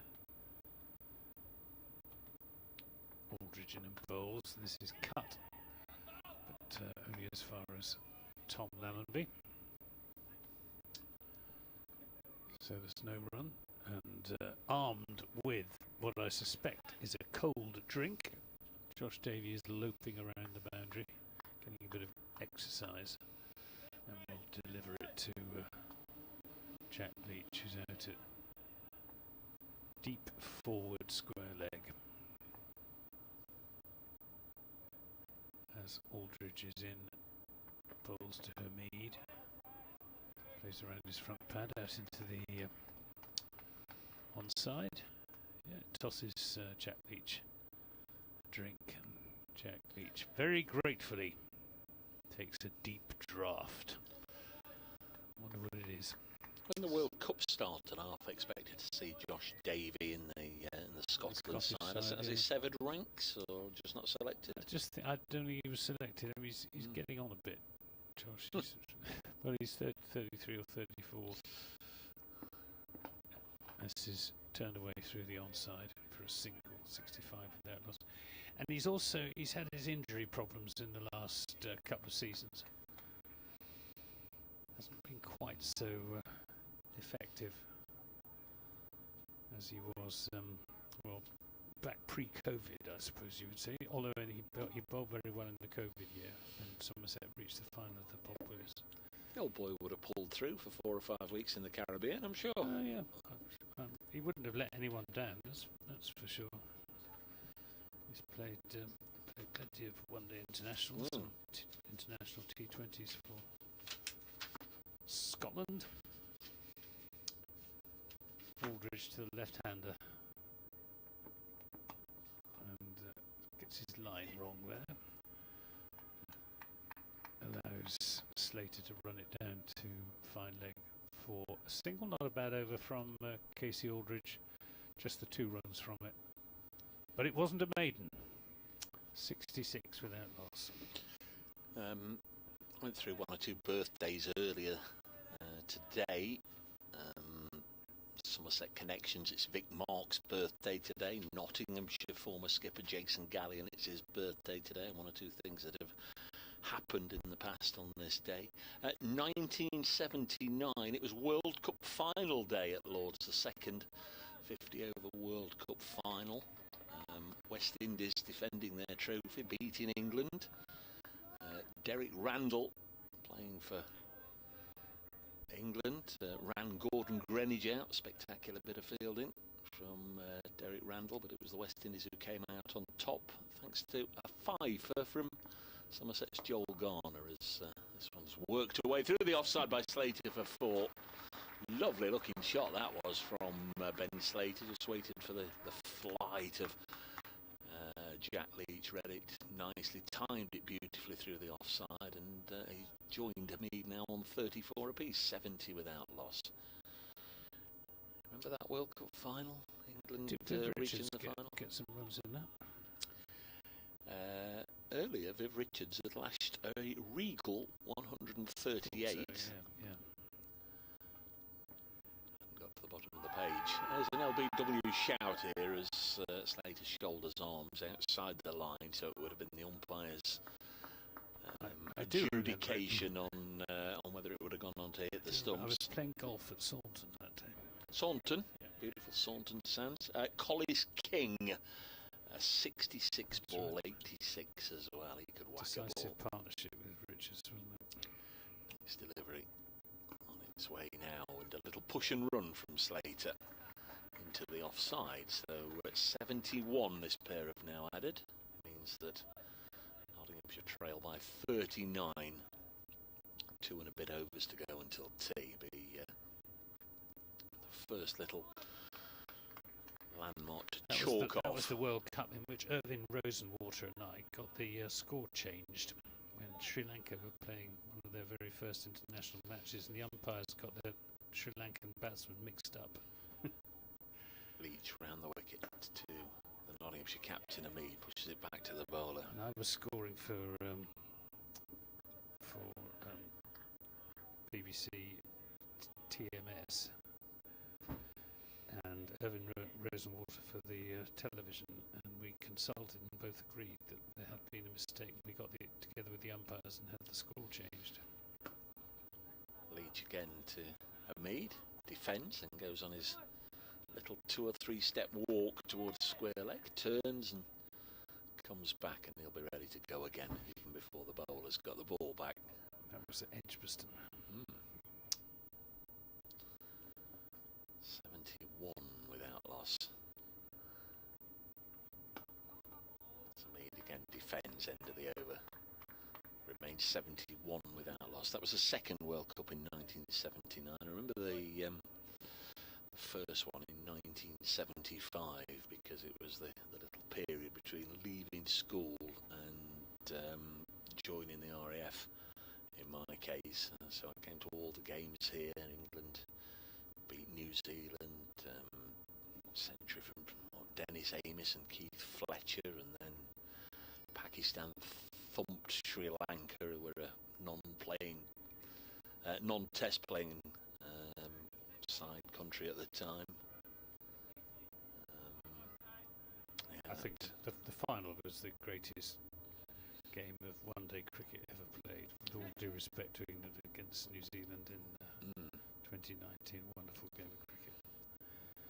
Here's Casey Aldridge in the bowls, and that's defended into the offside. I scored that for the BBC World Service.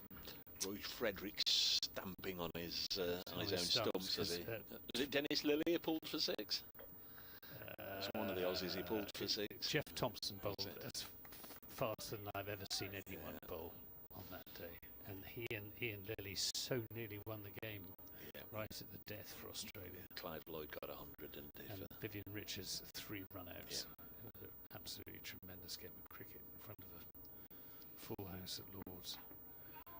That's short and goes over the head of the batsman, and should really have been given a wide. I don't know why they don't. It's just signal 1 for the over. But yeah, it was a fantastic atmosphere because there were so many West Indians in the crowd, or West Indian supporters in the crowd. And and some of the best cricketers that have ever walked a cricket field on show. Still played in whites then, didn't they? They did. This is good ball from Aldridge. It dips back into Slater, but plays it out into the offside. And I was scoring for the World Service. We had a little sort of garden shed outside on that Lord's turret where the TMS box was situated. And I'm not exaggerated, any one time there could be 4 or 5 different commentators from different parts of the world in there with me as the scorer on a very, very hot day. Aldridge in a bowls, and this comes off thick edge, fielded by Jack Leach. But it was a great day's cricket. Yes, and now 50 over. Cricket, certainly very much on a domestic level, is very much an afterthought, isn't it? Yeah, but that was 60 overs. Yeah, of course it was, yeah. Aldridge in and bowls, an attempt of a pull shot, an appeal for a catch behind. Didn't seem to me to have much going for it. Didn't hear anything, didn't notice any deviation. The Gillette Cup when it first started, that was 65 wasn't it? Then 60, and we had the 55 over Benson and Hedges, and then the 45 over domestic competition, the 40 over Sunday League. Sunday League, the late lamented Sunday League. The only thing wrong with that was the restriction on the bowlers' run-ups, which was silly. As this is run down to backward point for a single. 72 without loss. We've got 1 over remaining before the tea interval. 34 to Asif Hamid, and 36 to Ben Slater. I think I'm right in saying, I mean, you know, you get the opportunity for your county to achieve something, then blow the trumpet. But I think I'm right in saying the first time Notts won the Blast in 2017, they or we'll just do an update. Hang on. Match against Somerset at Trent. Notts are batting again, and Dave Baseberger can bring us the latest. We just won over away from Teeley, so Nottinghamshire 72 without loss. So they're well on the way to wiping out that Somerset first innings advantage of 110. The visitors bowled out just after lunch for 475 wickets for Nottinghamshire's Dylan Pennington. And now Asiba Mead with 34 and Ben Slater with 36 have taken Notts to 72 without loss, one over before tea. And there's commentary on the BBC Sport website. There's Jack Leach to bowl. Yeah, I was just about to say, I think when Notts won the T20 Blast for the first time in 2017, they became the first county to have won trophies, cups, at 20 overs, 40 overs, 45, 50 and 55. Did they win the first NatWest? Would that have been 60? But they were the first to do it, I think, 5 different game lengths. Anyway, 72 without loss is the score. It's not the greatest achievement, I suppose, but it's different, isn't it? Absolutely. We all love a stat of some sort. 5 balls to go until tea, unless a wicket goes down, in which case they'll troop off, and Leach with a little bit of turn there goes through to the keeper. Quite a number of the Somerset players with long sleeved shirts. I know a lot will be in the outfield diving around, and they do like to protect their elbows and whatever, but on a day like this I think I'd have preferred the short sleeve shirt. Can't get away with a vest, can you? This is pushed to backward point. Go topless. Paint your name and number on your back. But yeah, certainly wouldn't have worn a long sleeve shirt. Anything extra you've got to carry today is a bit of a luxury. We are 3 deliveries away from the tea break. If you're listening to us on 5 Sports Extra, or want to follow the tea time chat with Kevin Howells on 5 Sports Extra, that's where to go in 3 deliveries. As Jack Leach is in again and bowls, and Slater just played it to the onside of straight, and Leach did well, if not a little theatrically, to dive across and make a good stop. I'm not entirely sure that there would have been the opportunity to pinch a run anyway, but Leach made sure, having seen 4 overthrows go off his bowling in this spell, comes in again, and Slater runs this to point, and I would imagine, having just seen the first 5 balls of this over, that the 6th will follow a similar pattern, and Ben Slater will just defend it, and then we'll troop off to tea. Just needs to bowl it a little bit fuller, Jack Leach. Slater on the back foot playing. Leach passed on by Debenham bowls, and Slater defends, and no real surprise that that is a maiden, as Ben Debenham calls over, and tea at about 4:05, so 25 minutes or so behind time. Nottinghamshire 72 without loss in that session. Somerset lost their last 2 wickets. Jack Leach for 37, Jake Ball for 0, leaving Miguel Pretorius for 95 not out. Asiba Mead and Ben Slater began with Notts 110 adrift. Really needed to put a substantial score on the board. Well, they've gone part way there. They've battered through 26 overs together, putting 72 on the board. Play will resume here at Trent Bridge in around about 20 minutes time. If you're listening on the BBC Sport website and app, we'll invite you to come back and join us then. If you're listening on 5 Sports Extra to guide you through that tea interval, welcome back, Kevin Howells.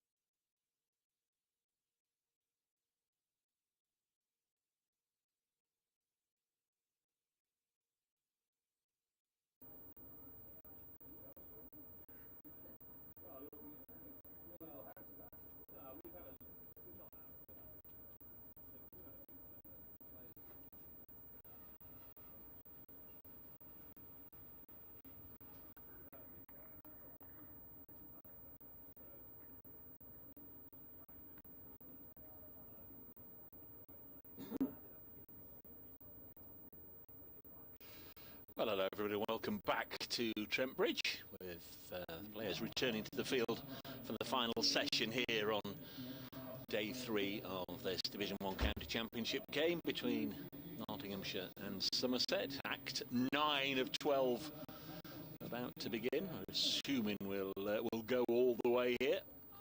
A number of people in earnest discussion about where this contest could possibly go over the one session that remains today and all day tomorrow.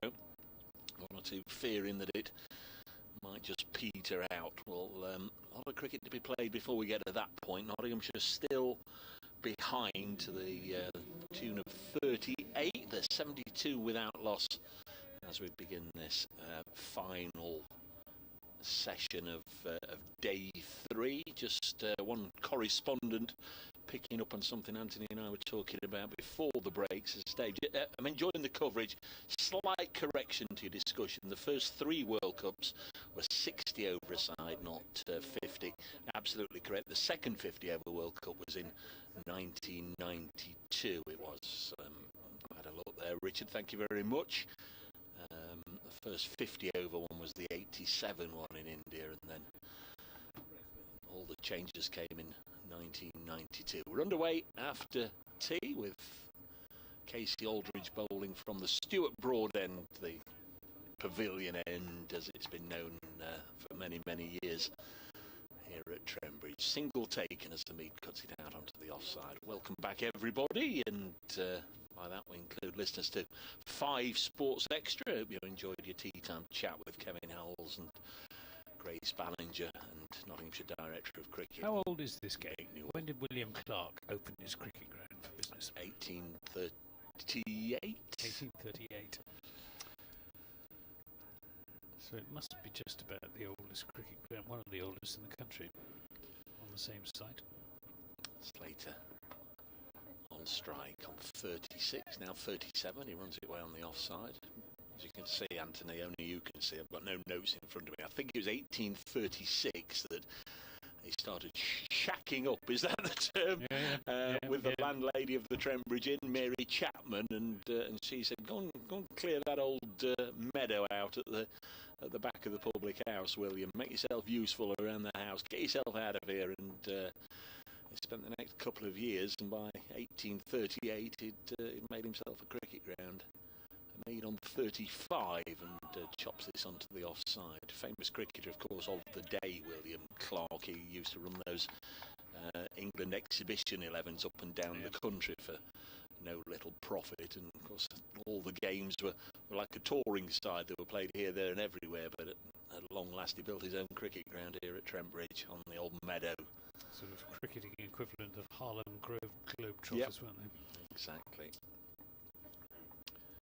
74 without loss. Still a warm, very warm sunny day as Hamid wristily turns this down to former teammate Jake Ball at long leg for a single. 75 without loss. Yes, that 1992 Cricket World Cup we were talking about as 5 listeners came back to join us.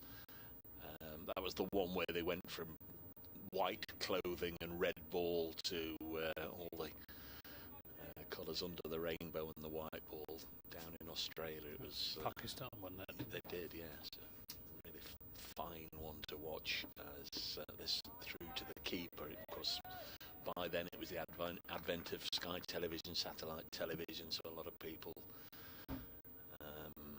saw a lot of the games live for the first time, very often through the night, of course, with the matches taking place in Australia. The England side packed with a lot of familiar names, or names that have almost achieved legendary status over the years, but it was Imran Khan's Pakistan, as Anthony quite rightly remembers, who lifted the trophy. 75 without loss, short and pulled away by the Chesterfield churner, as they love an alliteration here, as they call Ben Slater. Gets a single, and over has come and gone, so we've got 31 left in the day. 76 without lost, Nots.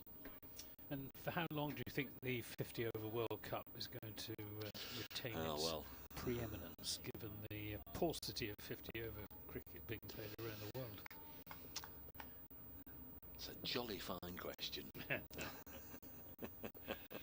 When I'm in charge, I mean, the first thing I'd do would be bring back Sunday League with the 40 overs. Me too. You want your cricket ground filling? Well, we'll fill it every other Sunday. We'll bring the Sunday League back, and then we'll start from there. Yesterday it was the Calvin Harrison from this end day. Today is the Jack Leach from this end day, by the looks of it. He's getting a good bowl, good workout.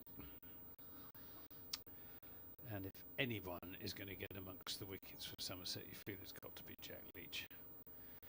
And a chance put down, we think, by Craig Overton. A slip off Ben Slater. About 20 minutes before tea. He's bowling to the left-handed Slater again with a slip and a short leg. And good ball. As Slater goes across, gets into position to play it, but decides against it. Aiming for the rough left by the bowler's foot marks outside the left-hander's off stump. Bowling over the wicket, and Slater tries a cross-batted shot, sort of slog sweep almost. Makes very little contact. Comes off the bottom edge down into the ground. Who's the noisy one? There's somebody clapping away out there, making a lot of noise. Tom Abel's usually pretty noisy. Craig Overton can be, and Tom Lammonby's another one. And this is some bounce and turn there, but too wide. And again, Slater just gets his bat out of harm's way. It's Lammonby. I caught the clapper, the happy clapper there, mid-clap. I caught him. Leach. He's in the bowls. This is stroked up to Umeed at a deep mid-on for a single. Tempted to say, let's see if he's still doing that in an hour and a half. Well, they'll be doing their best to keep their spirits up, Somerset. Yeah. They are a noisy lot. But you want to preserve as much energy as you can. It's very, very hot, as everybody has just taken the trouble to come up and tell me in the team table. 77 without loss. Leach to Hamid, tosses this one up, played nicely to Tom Abel. Makes a tumbling stop. I must have had 15 different people say, have you had an ice cream yet, Dave? But not one has come up and said, would you like an ice cream yet, Dave? No, ice cream is conspicuous by its absence. Leach bowls, appeal for LBW, and well, he was stretching right forward was Hamid, and that's answered in the negative by Ben Devon. It's the most convincing appeal that we've had so far in this innings. That Hasib Hamid survives. He was quite a long way down. He put in a good stride. I'd have been surprised if that had been given. Yeah, time stood still, didn't it, with ball hitting pad and then the appeal, and then everybody on the Somerset side to a man turned to look at the umpire, and as I say, it was probably only a fraction of a second, but time stood still before they all realised it wasn't going to be given. It's Casey Aldridge resuming from the far end. Just pitched outside the leg stump. This one was short. Slater goes on the pull, misses it, goes through to wicketkeeper Rue. So there's just the one slip. That's Craig Overton. It's not been a match where the slip fielders have been overly worked, or certainly today it hasn't.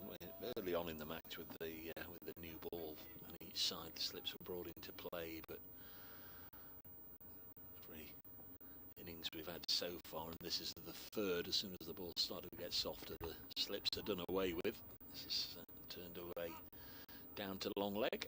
Left-handed Lammonby spears the return in, knocks a 78 without loss, so that's Hamid and Slater's highest partnership together this season.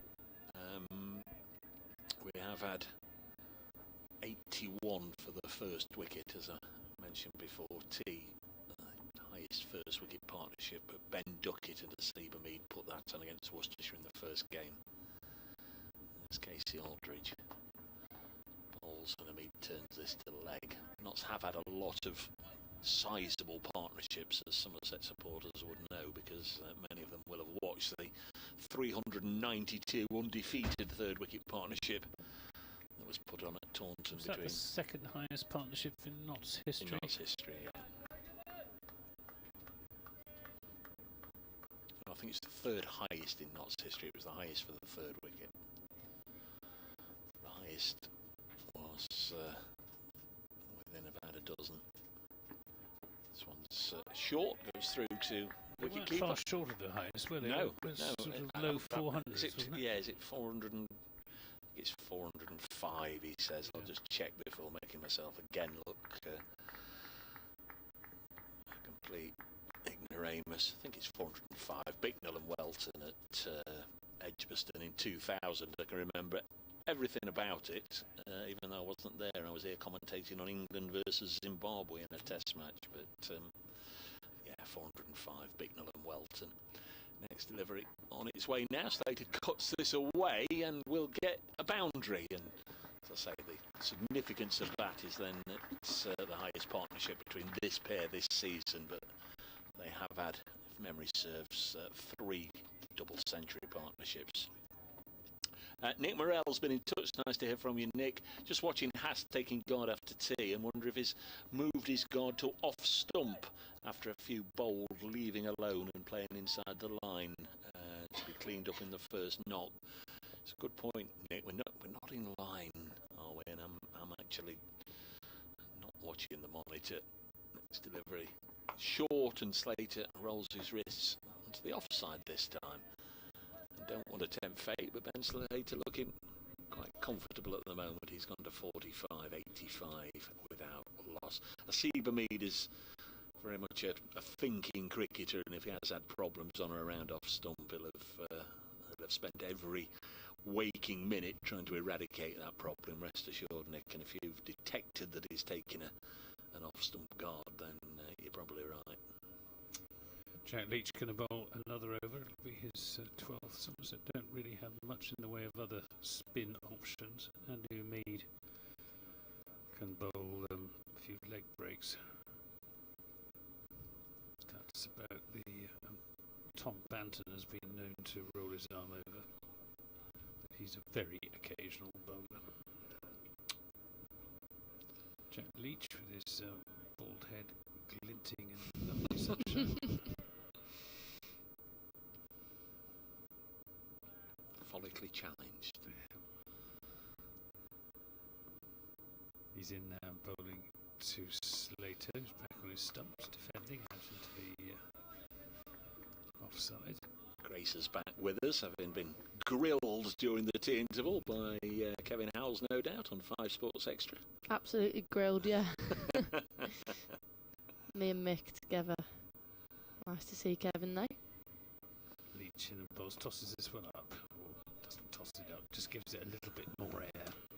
Don't you have to call Mick Sir? Sir Mick, Mr. Nuttall. Nah. Do you come under his umbrella? Yeah, absolutely. Yeah, Yeah, Mick. yeah. Mick plays quite a big part in the Blaze stuff. He's been brilliant. Leach bowls. Oh, goes past the outside edge. Well, I think actually Slater drew his bat inside the line of that at the last moment. Far-reaching umbrella he's got. Never-ending umbrella. He's a busy man. So trying to play Leach off the pitch is Slater. This is pushed through, shorter and quicker. Colin on X, Twitter, saying loving listening to and watching on YouTube. So very quaint. First time I've been described as quaint, but Not we you. are. Leach bowls and Slater pads up. He says, I was just thinking what playing regulation law changes could be made to shapen the game and move it forward 200 years. Well, personally love the Sunday League run-up restriction. This is short of the length and turned into the onside end of the over. Jack Leach 12 overs, 3 maidens, number 26, 84 without loss, and he points out that Jofra Archer, who's England's fastest bowler, doesn't run in from very far, which is true, but there are fast bowlers who need that longer run-up, like Dylan Pennington, for example, in order to work up to speed. What would you think about having a restriction on your run-up, Grace? That would be awful for me. Yeah. All run up me. Hop, skip and a jump. I'm all rhythm. Don't really get much out my shoulder because it's weak. So I'm all run up and all rhythm, so I also reckon I'd bowl off about 19 yards. You've lost a few hop, skips and jumps recently, haven't you? Have I? I think so. Go on, talk us through this one. Go on then, I will. Aldridge in, and that one's wildly down leg side and tied it up nicely by Roo, who stays on his feet despite it being quite considerably to his left. I watched you the other day. I didn't think you were quite as hoppy and skippy and jumpy as last year. Maybe not.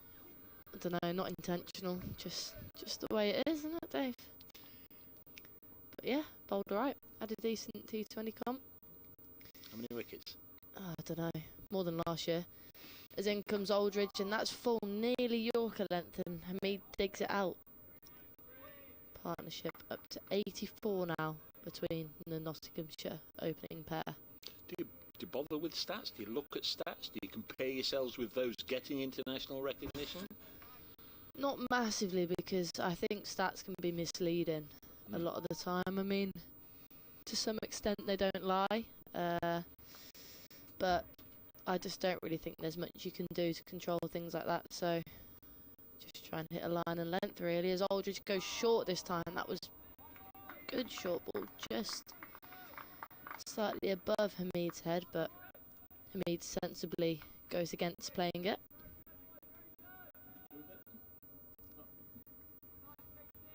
Still pretty warm here in Nottinghamshire. Bit more cloud cover around the ground now. Smith Cooper stand remains the most densely populated of the stands, as Aldridge bounding in again down the leg side and just tucked in the vacant square leg gap by Hamid, who gets a single.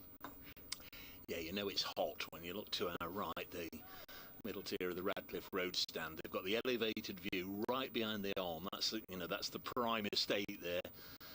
And there's hardly anybody there, so it's just too hot to sit right out in the glare of the sun. And that Smith Cooper stand, even though it's got an enormous Somerset flag on the back of it, is a nice place to sit today. In comes Aldridge again, and a good length delivery on the stumps, and Slater defends watchfully. He had so much time to play that, didn't he, Ben Slater? And Aldridge is bending his back. He's given it everything he's got, but not getting anything out of this pitch at all. No, and as if it isn't tiring enough bowling 26, 27 degrees, it seems like he's employing a bit of a short ball plan against Hamid. He's definitely bowled a couple upstairs, and I can imagine that's pretty tiring. And he's gone incredibly short there against Ben Slater, and that will be a no ball. He's just probably tiring out here a bit, Aldridge, and I don't blame him, but that was about 2 yards above his head, probably even more, Ben Slater, and he's not a particularly short man. I think that would have been a yard over either Boyd Rankin. He's the tallest cricketer I can think of. Will Jefferson. He was a bit taller. How tall was he? 6'10". 6'10", I think. Yeah. He's taller than Joe Garner. Used to play for Notts and Leicestershire and started at Essex. Aldridge in again, and this one short but not quite bounce length, and a better delivery. Slater back, pushed into defence, and end of the over. Nottinghamshire 87 for none. They trail by 23. Umpire Mander just pointing out to Casey Aldridge he's getting close to the line. And better watch out, otherwise there'll be a no ball call for a different reason. Get off my land. Chris Payne on Twitter says, what is Tom Abell's record like when starting the day on a century? My perception is he rarely adds much to his overnight score. There's some homework for you, Anthony. Well, I'm wondering, rather hoping that somebody else might be. Dan Kingdom has been copied in. He's a great Somerset statistician. And Steve Pittard, of course. But it's certainly true that although Tom Abell has scored a decent number of first-class centuries, I'll tell you how many in just a moment. This is 15th. This is an attempted slog sweep from Hamid. His highest score is only 151. So he doesn't specialise in big hundreds. Leach to Hamid. Forward. Defensively, we've got a leg slip and a slip. The close catches now for Jack Leach. To the right-hander, slightly different setup for the left-hander, and also short catching extra cover. This is driven up to mid-on, the shot at the stumps, and if Tom Abell had hit, he was gone for all money. And well, Tom Abell didn't hit, and he had virtually all three to aim at, and the ball was in his right hand. You can see him looking to the heavens in disappointment. Yes, Steve Hamid has been looking to the heavens in disappointment had he hit, because that was an unnecessary, totally unnecessary risk. Two young up-and-coming players going well for Hampshire in their match at Edgbaston. A lad by the name of James Vince is 133 not out, and another lad by the name of Liam Dawson, 94 not out. So they've the old Hampshire firm put a lot of runs on in that one. Hampshire 378 for 5 in the second innings. That's a leader. 422 over the Bears. They've got almost enough. Leach bowls. This is played back to him on the bounce by Ben Slater. Still a good player, James Vince, but he is. It's one that you sort of thought he's going to have 100 caps for England. Going to be right up there, one of the all-time greats. He's such a commanding batsman, isn't he, when he's in form? He's a tall man, and he does seem to really dominate the bowling when he's going well. Dawson's, over the second part of his career, he's become a terrific player. He has. Leach is in and bowls to Slaters. Gets a quicker one. Gets his bat on it. Runs it out into the offside. Won't go to run. 88 without loss. We're in the 32nd over. Notts just 22 behind now, having not lost a wicket. Leach to Slater. Plays that square of the wicket. Again, there won't be a run. Jack Leach, 13 overs, 3 maidens, none for 27. 88 without loss. Gloucestershire are 8 down at Scarborough against Yorkshire. They're still 78 behind, so I've been saying it for a wee while this afternoon. That's likely to be the first round of, or the first game in this round of matches to be concluded. It looks as if Yorkshire are going to get that innings win over Gloucestershire. 8 down and seemingly heading back home this evening. 88 without loss here. Highest opening partnership for Notts this season, Grace. Or just to continue then from the Stuart Broad end, one slip still in play as that's punched beautifully by Hamid out to the cover sweeper towards the Smith Cooper stand. What sort of thing was Kevin Howells grilling you about on 5 Sports Extra at tea?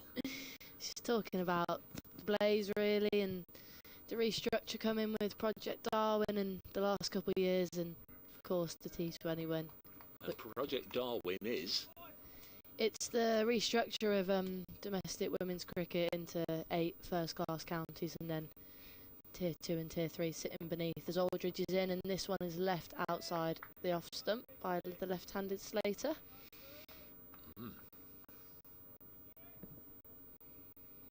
So yeah. Had his finger in a lot of pies, didn't he, Mr. Darwin? Which Darwin are we talking about? Not Charles, I take it. I think that is what it's named after.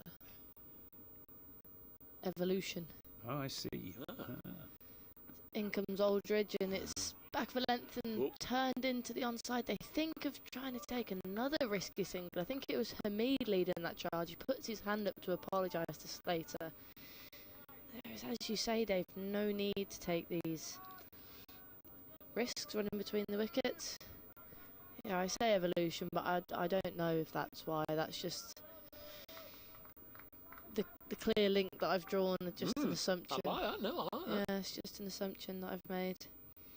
Could be incorrect, I'll have to ask the ECB as Aldridge is in, and this is short and pulled away by Slater for a flat 6, a brilliant shot in fact.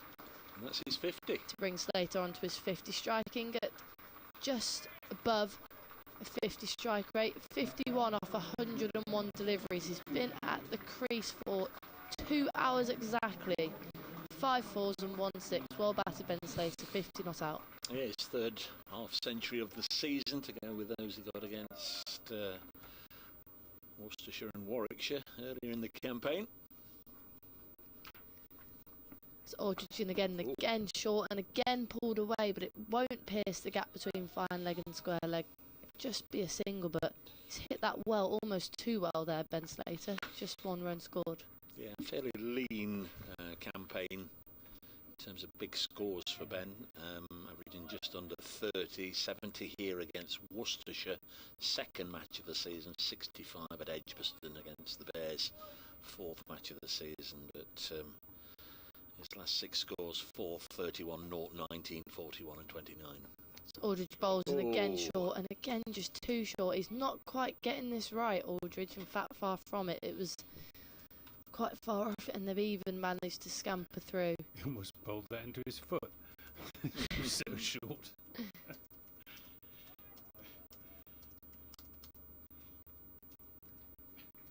Yeah, just not quite getting this short ball plan quite correctly executed here, Aldridge, but it's a hot day. He's into his 6th over. It's not the best of conditions to be bowling in. I guess he might just be searching for that wicket a bit too much here. Nottinghamshire now 99 for none.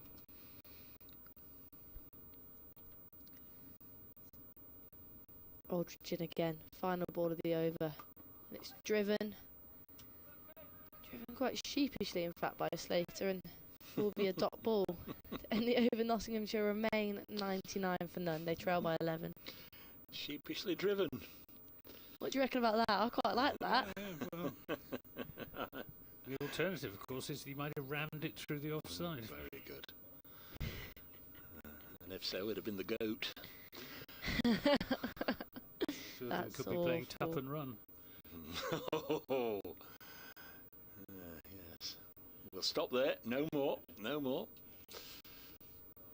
It'll be Jack Leach. England football shirt on tonight, Grace, down the pub.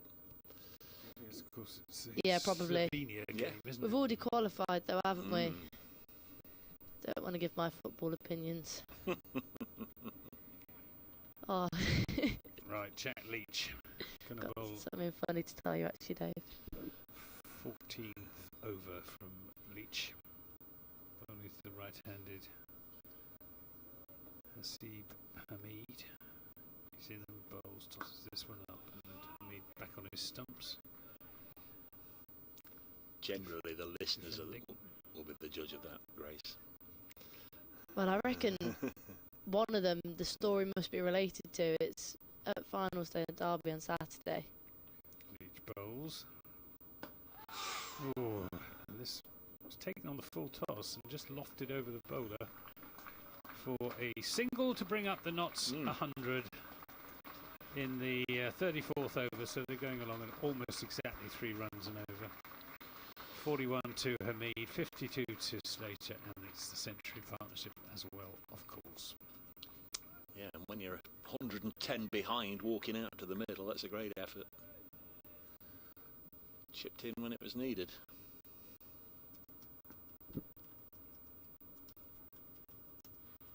Leach, his measured approach, and Slater pads up outside the off stump. Neatly taken by James Rue. Too wide of the off stump to require a shot.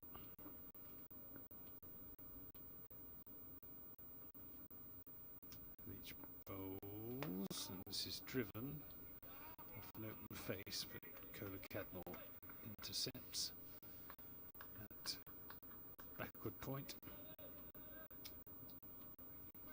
Somerset still making plenty of noise out there. We've got a change in the field. Tom Banton coming to Sidney Madoff.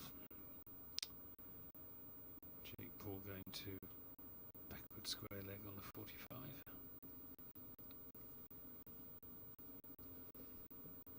Leach to Slater. Stretches forward, comes off the inside edge. Into the pad and into the dirt. Good pigeon race going on down here. Look. Two pigeons just racing each other along the turf.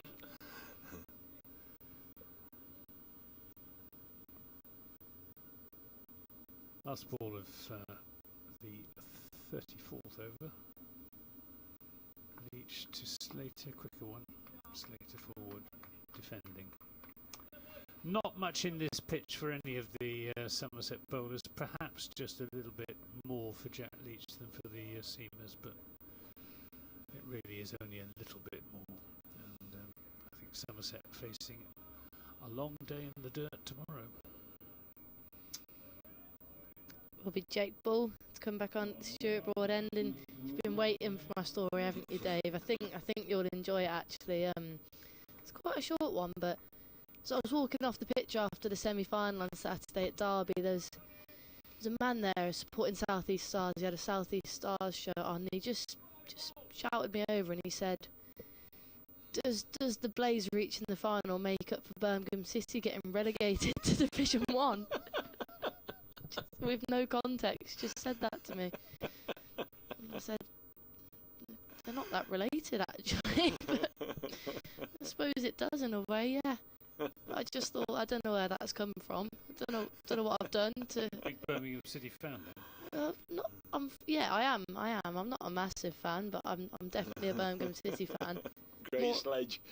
Yeah, Great just sledge. randomly sledged walking off the pitch, but I did quite enjoy it as balls in, first ball of his second spell, just too straight and turned comfortably into the onside by Hamid. Just thought it was really random, but I enjoyed it nonetheless, to be honest. Do you get sledged on the field, or do you give any?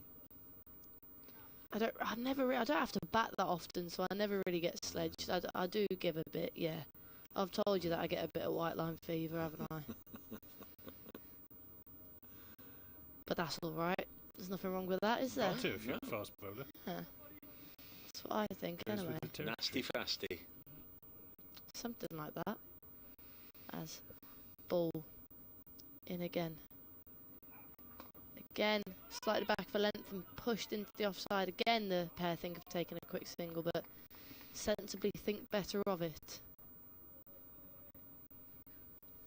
Reckon we'll be straight back up in the Championship next year anyway, Birmingham City. But that's enough of that. Did you watch the Italy game yesterday, Dave?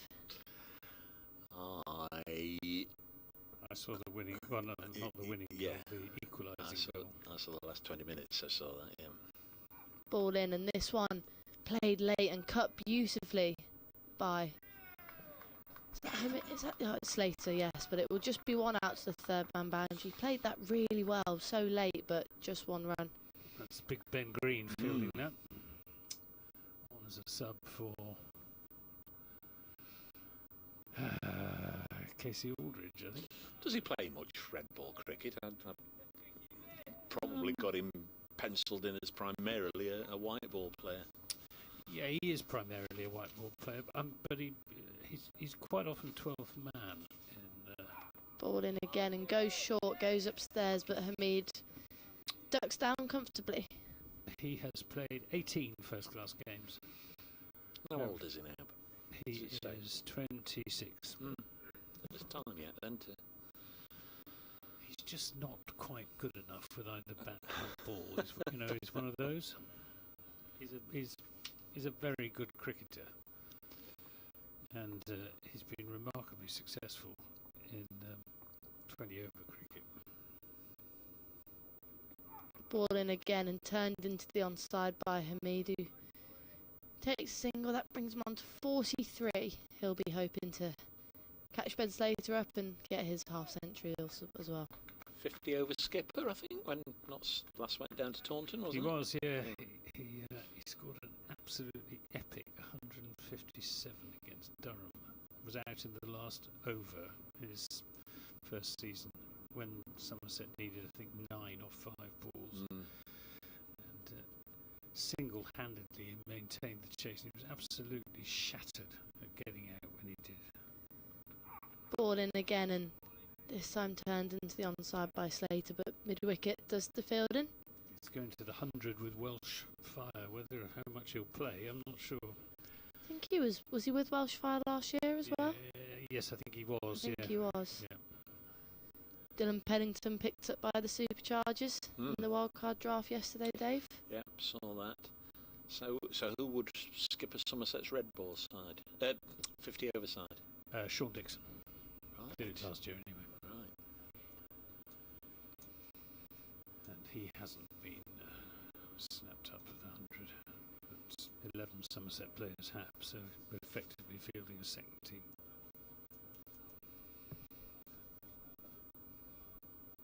With the youngsters. Was there not a correspondent on the first day, though, say they fancied them to win the 50 over competition? Yep. Steve Dodds, who's over there in the Smith Cooper stand with tractor driver, he's put a bet on that Somerset will win the Metro Bank One Day Cup. Ian Shepherd fancies their chances as well. Well, it's been, was it Glamorgan and Leicestershire the 2 years in the But that the current Glamorgan guys? and Leicestershire didn't lose many players. Oh, to it was the Kent 100. as well. Glamorgan, Kent and Leicestershire. Yeah, that's the 3 But years. they're all 3 of them are sides that lost very few players to the 100. Yeah.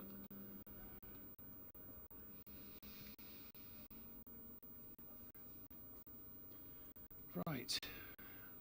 All is now, not quite sure what the delay was, but we're underway again. Jack Leach is going to bowl another over. His 15th. Somerset are +7. They can pretty much have whatever delays they want on the over 8. Yeah. Leach to Hamid. Hamid drives and will get 4 runs. It was a combination between a pull and a drive. A pull drive. It went just to the onside of straight, and Tom Abel, who was at a deepish mid-on, could not get across to stop it because it was hit so well. Powerful blow takes Hamid on to 47, 107 without loss. Notts just now 3 runs behind. So it looks like they're going to wipe off the deficit without losing a wicket. Which is no doubt exactly what they had in mind when these two walked out to bat after lunch. Half an hour after lunch. Leach to Hamid, who turns this. When he was trying to turn, I was looking for that through mid-wicket. It came off the leading edge out into the offside. Casey Aldridge fielding at extra cover, did the fielding. Just a single. Hamid on to 48. Ben Green is resuming his 12th man duties, bringing on the fielding pads, I think.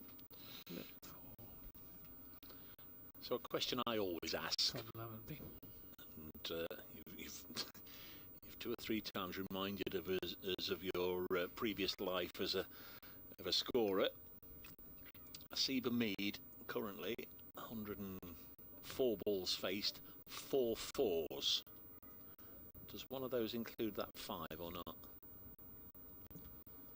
Yes, but I think if I was scoring it, I would put 3 fours and a 5.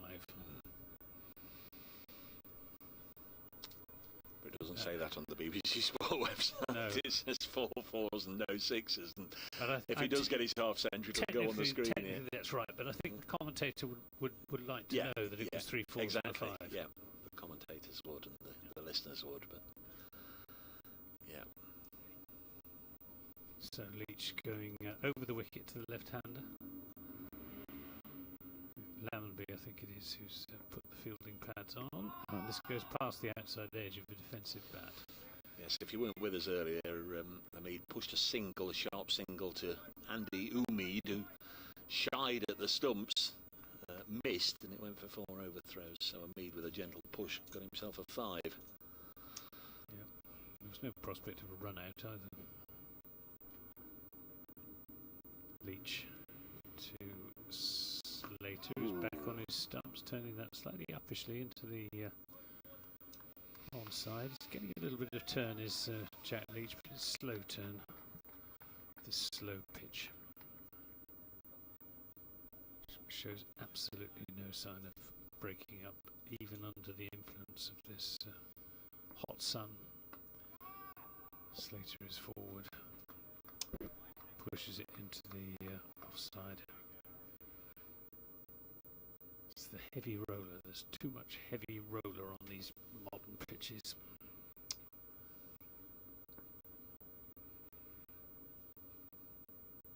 Leach bowls and goes past the outside edge. That one went on with the arm. Slater playing for a little bit of turn, but it went the other way. And good over from Jack Leach. 15 overs, 3 maidens, number 33, 108 without loss, 48 to Hamid and 53 to Slater. What are you doing, Captain Gibson? Keeping Jack Leach on all through this session? No, I think I'll give him a break at some stage. That's 5 he's had since tea, but 15 either side. It is very, very hot out there. Yeah, exactly. I think I'd bring Pretorius back on for a 4 or 5 over burst. He's young and strong and fit. I think the captain likes to be proactive. I wouldn't be at all surprised if Craig Overton didn't give himself another go. In fact, it's going to be Jake Ball. So you had a pick, I had a pick. Jake Ball in then, and this one decent length off stump, and Hamid drives comfortably to mid-off. I think for the first time in the game, though, Jake has got the pavilion end here at Trent Bridge, the Stuart Broad end. He's bowled a couple from here. I think he's bowled 1 before. Wait, he can't have. I thought he bowled the last over from this end, but this can't be only his. I suppose it is. It's just his 5th over. He only did 3 in his first spell, didn't he? This is his 2nd from the Stuart Broad enders. Comes in again, and this one turned into the leg side nicely by Hamid. Look for 2, but only get 1, and that brings Hamid 1 run away from his half century. Nottinghamshire's county championship match against Somerset at Trent Bridge. Dave Bracegirdle has been keeping an eye on things for us. Where Nottinghamshire now just 1 away from wiping out their first innings deficit. They're 109 without loss. Terrific effort from Asiba Mead, who's on 49. Ben Slater, who went to his half century with a big 6. He's on 53. Somerset were earlier bowled out for 470. That was a first innings lead of 110. As I say, Notts have nearly wiped it out. They're 109 without loss.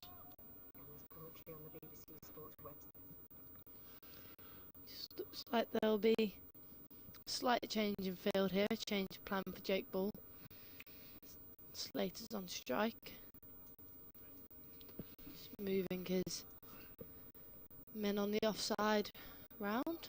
Just taking deep third to more of a deep point position as the gully comes in.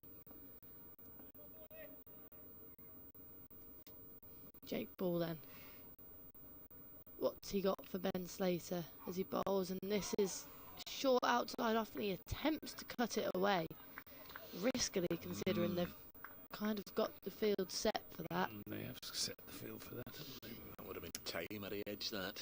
I think if he'd have got out that way, it would have looked a bit silly immediately after the change of field. But looks like they'll be changing it again after that one delivery and just switching 2 players round.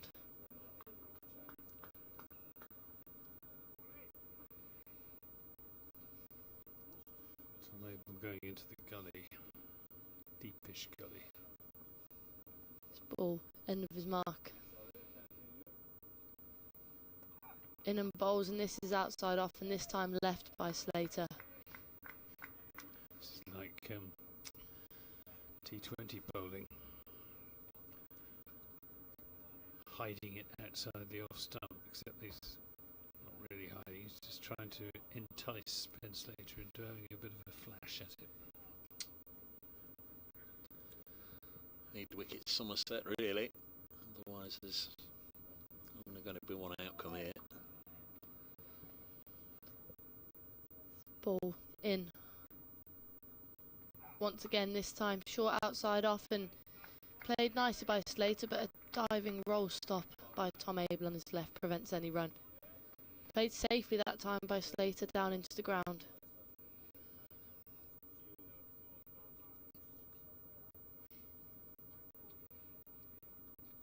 Causes more discussion for the fielders, and looks like another fielder will be, don't know where he's going there. Going into gully. 2 gullies. Interesting field here then. For Ball as he comes in, and Slater still willing to take it on. Back foot cut for 1 run, and a ripple of applause for the Nottinghamshire as the scores are now level between the pair. Nottinghamshire 110 for the loss of no wicket. I don't quite understand that. Why do you applaud when the scores are level? I would have thought you applaud when you go ahead. Yeah. There'll be more applause, don't worry about that. No doubt. We've got a mischievous producer, Aaron, in the production office. He's enjoying the live stream. Yeah, thank you, Aaron. But can you all explain how Somerset are +7 on the over rate, please? It's because they've bowled their overs in a timely manner. That's somebody who wants to get away and watch the footy later. We'll be done before then, Aaron. Don't worry about that. Scott Wilson on Twitter from up here in the far north. Glad it isn't just myself who thinks Tom Abel doesn't go well when he restarts after being not out overnight. Rarely kicks on after getting to 100. Would be fascinating to see if the stats back this up. Looking forward to seeing your homework, Anthony. Indeed. Quite difficult one to look up, that one. Right, Jack Leach is going to bowl to Ben Slater with the scores level. Leach to Slater, who plays that to Tom Lammonby, who's under the helmet at City Point. Tom Banton at leg gully. Craig Overton at slip. And Andy Umeed at a shortish mid-wicket. Leach bowls, and good stop by Craig Overton on the bounce at slip. But there was cover there.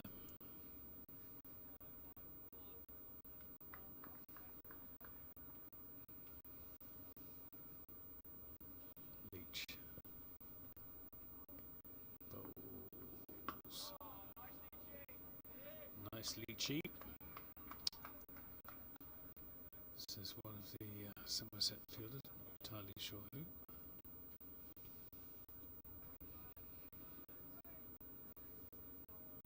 has bowled nicely, but honestly hasn't looked much like taking more than the odd wicket. Be interesting to see if he gets into the England squad for the West Indies Test at Lords, as that's a quicker ball played defensively by Slater. Sure, Bashir's probably ruled himself out. Tom Hartley's really a red ball option in this country. Liam Dawson might come into the reckoning. That goes past the outside edge. Not taken cleanly by James Rube. Dawson's doing it with the bat at the moment. He's got his 100. They've now put 250 on together, Vince and Dawson. 161 and 113 respectively.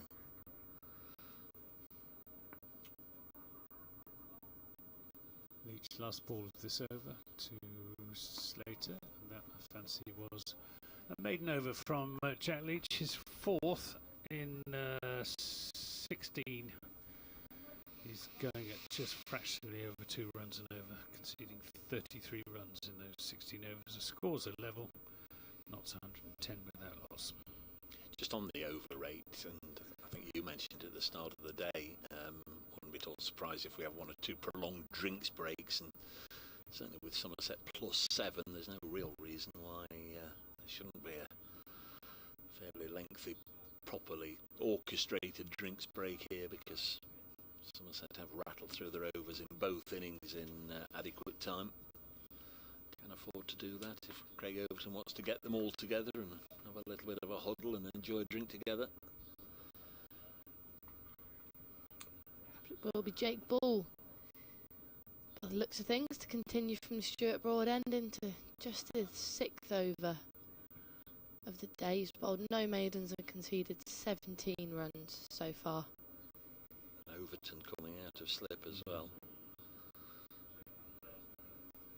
Well, he's certainly ringing the changes, is Big Craig.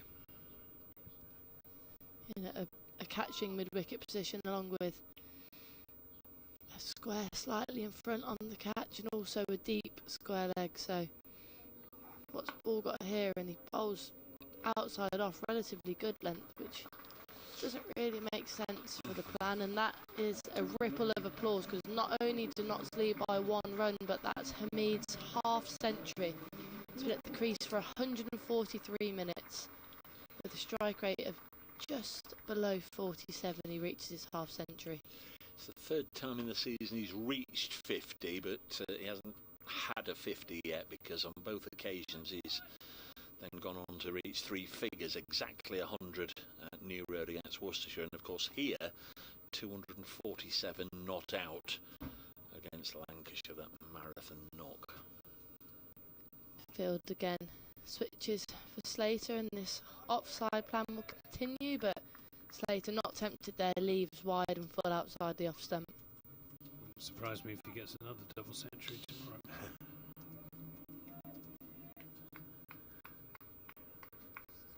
See if they can tempt Slater in with this plan. Slip, 2 gullies, point, all poised, ready for the catch if Ben Slater does resist temptation.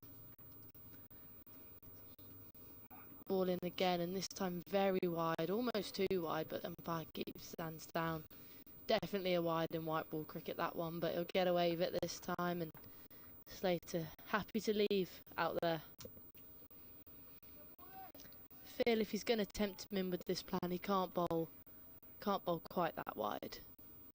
Needs to kind of give him something to play at. He's got a ball just short of a good length, so he gets the ball to bounce a little bit within reach of Ben Slater, but even so, such an obvious trap, you wouldn't have thought that any self-respecting batsman would fall into it.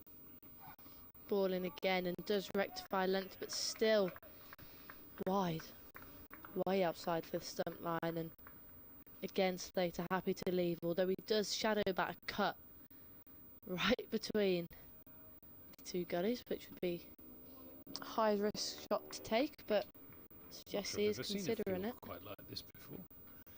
It's interesting, isn't it? 4 slips about 6 yards apart. No mid off. It's curious. Jake Ball bowls in this one. Slater does play up, but he defends comfortably beneath his eyes. I did a game, must have been around about 2000 or so at New Road, Worcester, when Glenn McGraw was there, and he got to the stage of the game where he was bowling nicely, but let's do something different. And he had obviously he was the bowler, there was a keeper, and then he just had a row of 9, first slip, second slip, third, fourth, a row of 9. I can't remember now. I think he bowled the mate. You'd think there'd be loads of runs there, but I think he bowled the mate. It's Jake Ball in again, and this time slightly shorter and a bit more at Slater, but again he's just happy to defend onto the ground into the offside, and end of the over, Nottinghamshire 111 for none. So Notts lead by 1. 19 overs remain in the day. Still warm, still sunny. Lovely evening. Hot and sticky out there though for the cricketers. Hot and sticky for Jack Leach, certainly, as he advances into umpire Debenham and takes off his cap again. That's a bit of a chat. You still bowling, Jack? Yes, Ben. I know. Tom Kohler-Cadmore's in there, offering his tuppence worth to the conversation. Some must say trying things, and for that they are to be applauded. At least nothing being allowed to meander. Craig Overton trying different fields, different approaches, lots of encouragement still going on in the field. Right. Jack Leach tosses this, well, actually it doesn't toss it, it just gives it a little bit of air. It's actually slightly short of a length. It's cut by Hasib Hamid and well fielded by Jake Ball, much to the approval of his teammates. Nelson is on the board. 1-1-1. Yeah, Tom Abel fell for Nelson, didn't he? This is driven back, not far away from Jack Leach. He was in the air, but fiercely hit by Hasib Hamid. Leach put his right hand out in the hope that it might possibly stick, but made no contact with the ball as it whistled past him. Well, if you're not going to catch him off your own bowling. Fierce hit by Hamid. Taking his hand with him. Was technically a chance, but certainly not technically a drop, because he didn't get a fingernail wisely on it.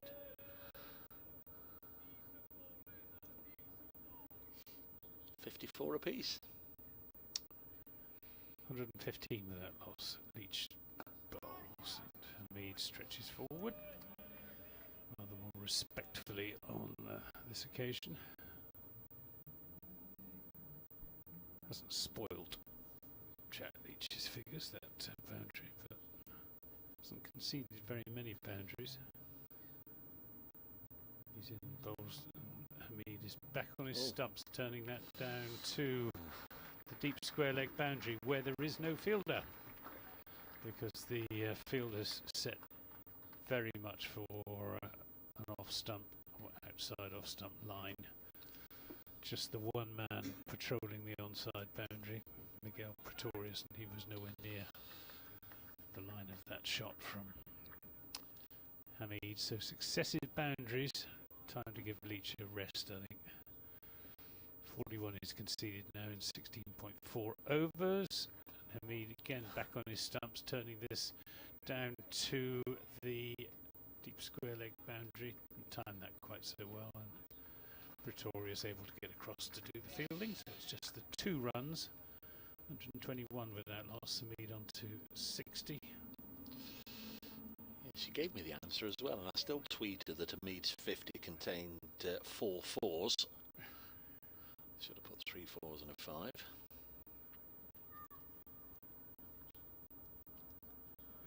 So we've now got a backward square leg.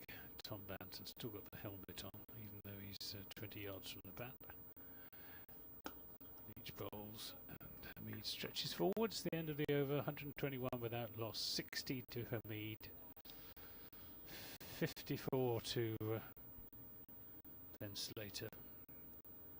And I fancy it's going to be a long day tomorrow for Somerset in the field. Yes, Hamid is scoring his runs quicker than Ben Slater at the moment. He's got 6 more runs and faced 16 fewer deliveries. The left-hander on strike now, Ben Slater.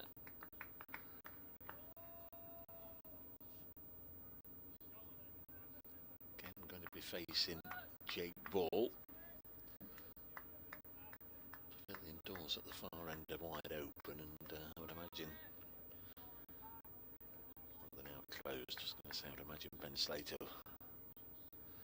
will ask for them to be closed, but they're withdrawn in time. Slater pushes the first ball of this over out onto the offside, and backward point there is Casey Aldridge. In fact, it's not, it's Andy Mead bent over polishing the ball. Some tall fellas there.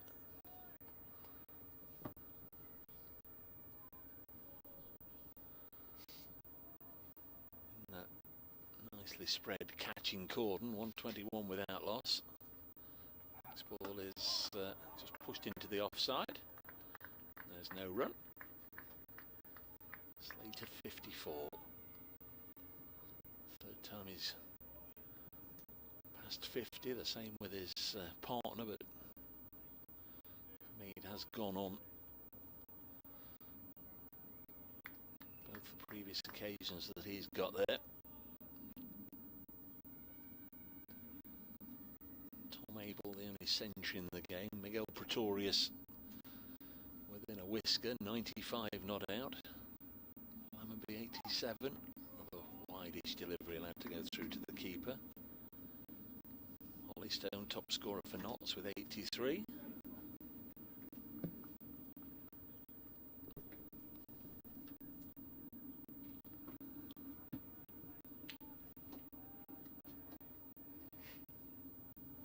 Final day tomorrow.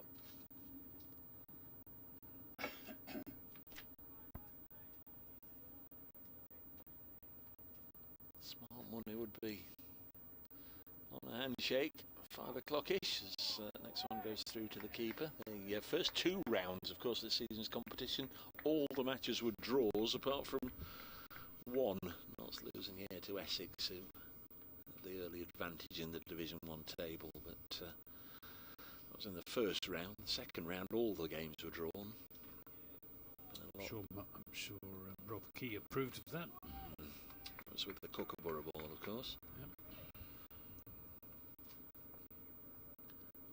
121 without loss. Next delivery. See Slater turn it on the leg side for 4. Nice bit of timing through mid-wicket. It was a foolish delivery. Middle and leg, and just worked it away nicely. The Essex win here. Saw Sam Cook leave with both match balls. He got a hat-trick in the first innings and a 6-for in the second innings. Thank you very much. Job done. Mention of hat-tricks reminds me of an email I've had from Steve Pittard, which I'll bring you in the course of the next over. There's been 2 in the World Cup, hasn't there, with Pat Cummings and Chris Jordan. It's wide of the pegs, through to the keeper. End of the over, 125 without loss. Yes, Steve Pittard, formerly of the joint handle of the Rose and Crown at Hughes Episcopi, otherwise known, better known as Eli, says, with Dave Bracegill talking of Trescothick's hat-trick, I was thinking that Somerset could field the balanced 11 among players who had taken a hat-trick in first-class cricket. Len Braund, great leg spinner, all-rounder, Marcus Trescothick himself, Tom Abel, Ian Botham, great Arthur Wellard, big hitter, Johnny Lawrence, leg spinner, Craig Overton, Jack Farmer White, Ernie Robson, one of the early heroes of Somerset cricket, Joel Garner, and Alfonso Thomas. So, The great Alfonso. He got 4 in 4, didn't he? he did, and I missed it. Stephen Lamb was on commentary that day. Jack Leach has no stamina. Spread the word. He's out of the attack. And there's your mate Miggy. Just the one slip. Find Leach's figures very quickly. We've got 3 fielders on the leg side boundary. 2 saving, 1 on the offside. Tom Abel at deepish mid-on. Pretorius comes off the inside edge of Hamid's bat. And Pretorius thinks he was almost through there. Leach's figures 17 overs, 4 maidens, none for 43 either side of tee. 126 without loss. Notts now 16 runs ahead. We've got 16 overs in the day after this, so we're going to be finishing at around about 20 past 6, something like that, which isn't too bad. How long it will take for Miguel Pretorius to emerge from the changing room to do the close of play interview remains to be seen. So I wouldn't blame him if he wants to have a shower first. Long, hot day out there in the middle. Andy Mead just rolling his arm over. So we might see a bit of spin from him. Pretorius going round the wicket to the left-hander. Gets one that bounces on him, plays it square of the wicket to Craig Overton, who comes and has a chat with James Rue. Perhaps James Rue is suggesting something. No slip. Do you think they're trying to... what's the tactic here then, Grace? I wish I could tell you. I think they're just... I don't know, just hoping for a mess up from the Notts players, I assume. Short from Pretorius. And given as a no ball. Short ball just doesn't look threatening in my opinion at the moment. I think they're both playing it pretty comfortably, but don't have an answer on what they could do in fairness. 128 without loss. Just on the hat-trick subject, 2 Somerset hat-tricks on this ground that you saw them both, Tom Abel and Craig Overton. The only other one for Somerset against Notts, Jeff Lomax at Western Supermare in 58. Yeah. This is... it could be a catch, it's not. I think it came off the glove, and there's a shout of frustration from Miguel Pretorius as he got the full shot, but it didn't go to hand. Just as I said, it didn't look threatening. Next ball, it nearly takes a wicket. I'll just keep quiet next time. Yeah, just gloved that one, didn't he? Yeah. Slater. James Rue just could not reach it. Try though he may.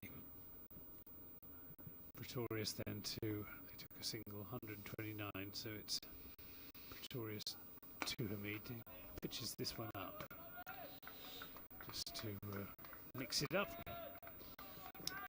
Notts hat-tricks against Somerset. Frank Shacklock here in 1893 and Barry Stead. Barry Stead, yeah. Left on. Grace Ballinger quick. He was fiery as well. He had white line fever, Barry Stead. Here, 1972. And of course, the last one for Notts here was Jake Ball in 2016. Pretorius bowls. This is driven.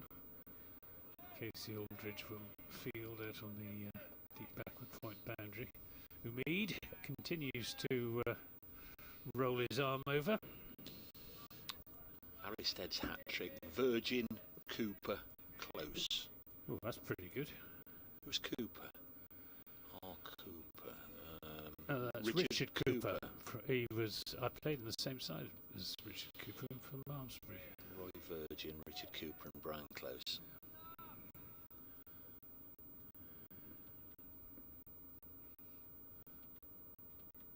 Is Pretorius to Slater, who goes for the pull shot and gets an under edge down to the fine leg boundary. Oh, it's a leg bye. It wasn't even any bat involved. Came off the thigh pad.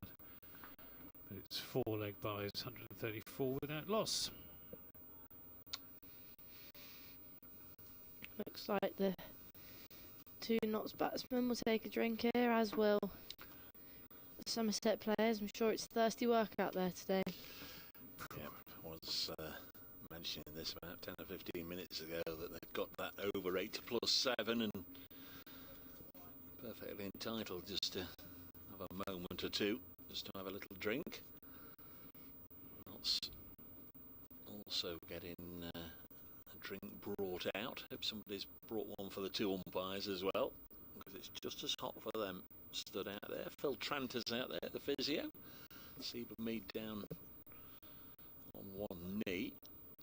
Ben Slater's just taken the helmet off and is toweling down and knocking back a bottle of water, and it's to Slater that Phil Tranter has gone, just holding his head at the moment. I think he's just pouring some cold water on his forehead rather than anything too serious. Somerset,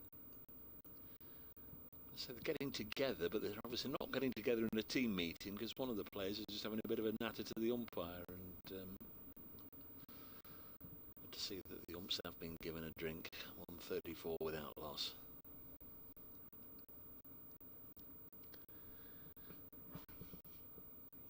The other games still going on up and down the country. I thought they might just have been finishing at Scarborough, but the last wicket pair for Gloucestershire hanging on. The 218 for 9 still trail Yorkshire by 41 there. Yorkshire still on the brink of getting the first result, the first win of this round of matches. Last man out was Akhtar, who made 70. Yorkshire 1 wicket away from a innings victory over Gloucestershire. Long way to go to get beat by an innings, isn't it? Hampshire have now declared second innings at Edgbaston. 453 for 6 was their second innings score. James Vince 166 not out, and the declaration came after Liam Dawson had been dismissed for 120. Fabulous partnership they've put on there. Just about ready, I think, to go again. And it is indeed going to be Andy Umeed. Oh, He's going to bowl his leg breaks.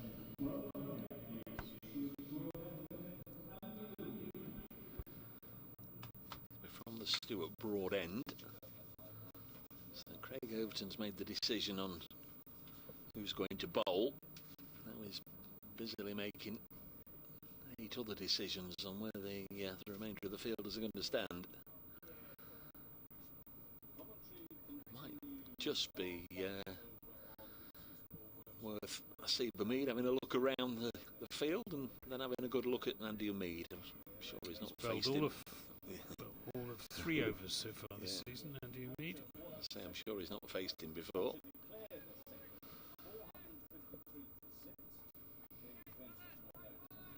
Spin bowler, so that'll help us rattle through a few overs, presuming that Craig Overton settles on a field and we can get on with it. There's 2 first-class wickets to his name. This is it my over? Losing track. Have a go, see if we can get him a wicket. See if I can get the wicket. He's bowled 2 overs this season, or 2 wickets, did you say? No, he's bowled 3 overs. He's taken 2 wickets in his career. Oh. This is short. And it's a bit of a pie. That's swung away into the onside. There's a fielder out there. Is that for the Bears or for your lot? Good question. Okay, all right. I think he may have taken the couple of wickets for Somerset last season. Well, I'm not sure. He bowls. Leg breaks. Drags that one down rather. Yeah, if he drags one down too much, Slater will be trying to do a Pretorius and lift it over that short side and over the stand. Come on, lads. Umid in and bowls. Oh, good delivery. That certainly turned. That's all right, isn't it? Yeah. James Root couldn't resist demolishing the Googly woodwork.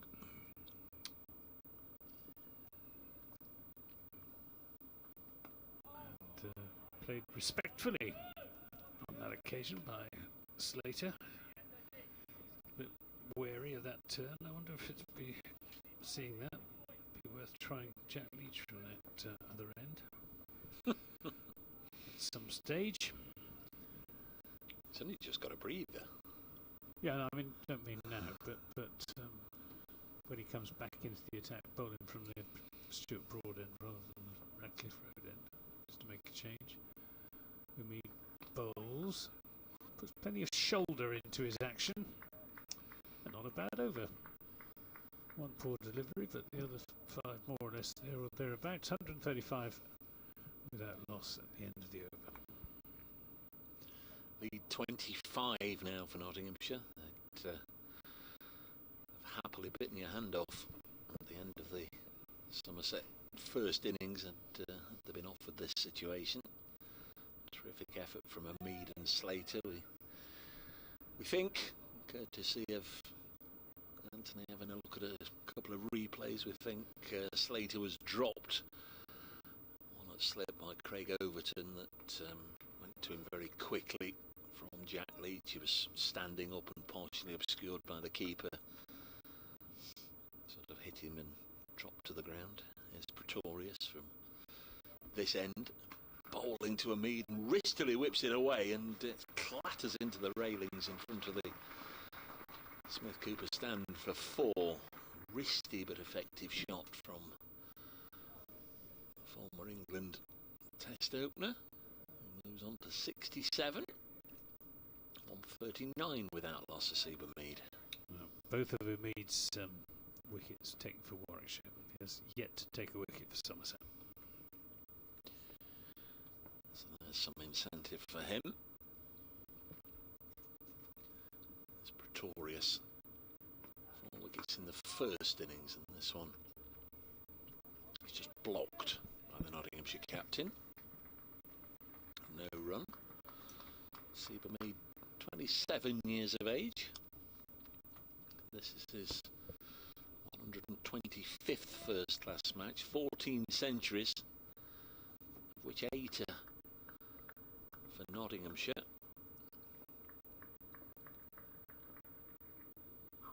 Against Somerset earlier in the season, he made a duck, second ball duck. Bowled by Overton. It was bowled by Overton in the first innings here. Let's just go through to the keeper. And his highest score against Somerset has just been achieved previously in those 7 matches. It was 65. So now got 67.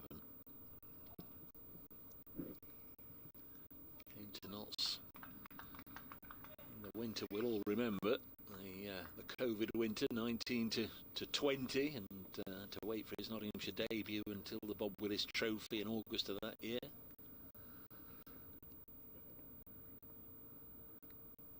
A really good 2021, and was back in the England Test side a year later. This wide of the off stump through to the wicket-keeper, 139 without loss. I must say I prefer this this approach from Somerset, more conventional approach, the sort of funky feels they've been trying, with Pretorius just being asked to bowl.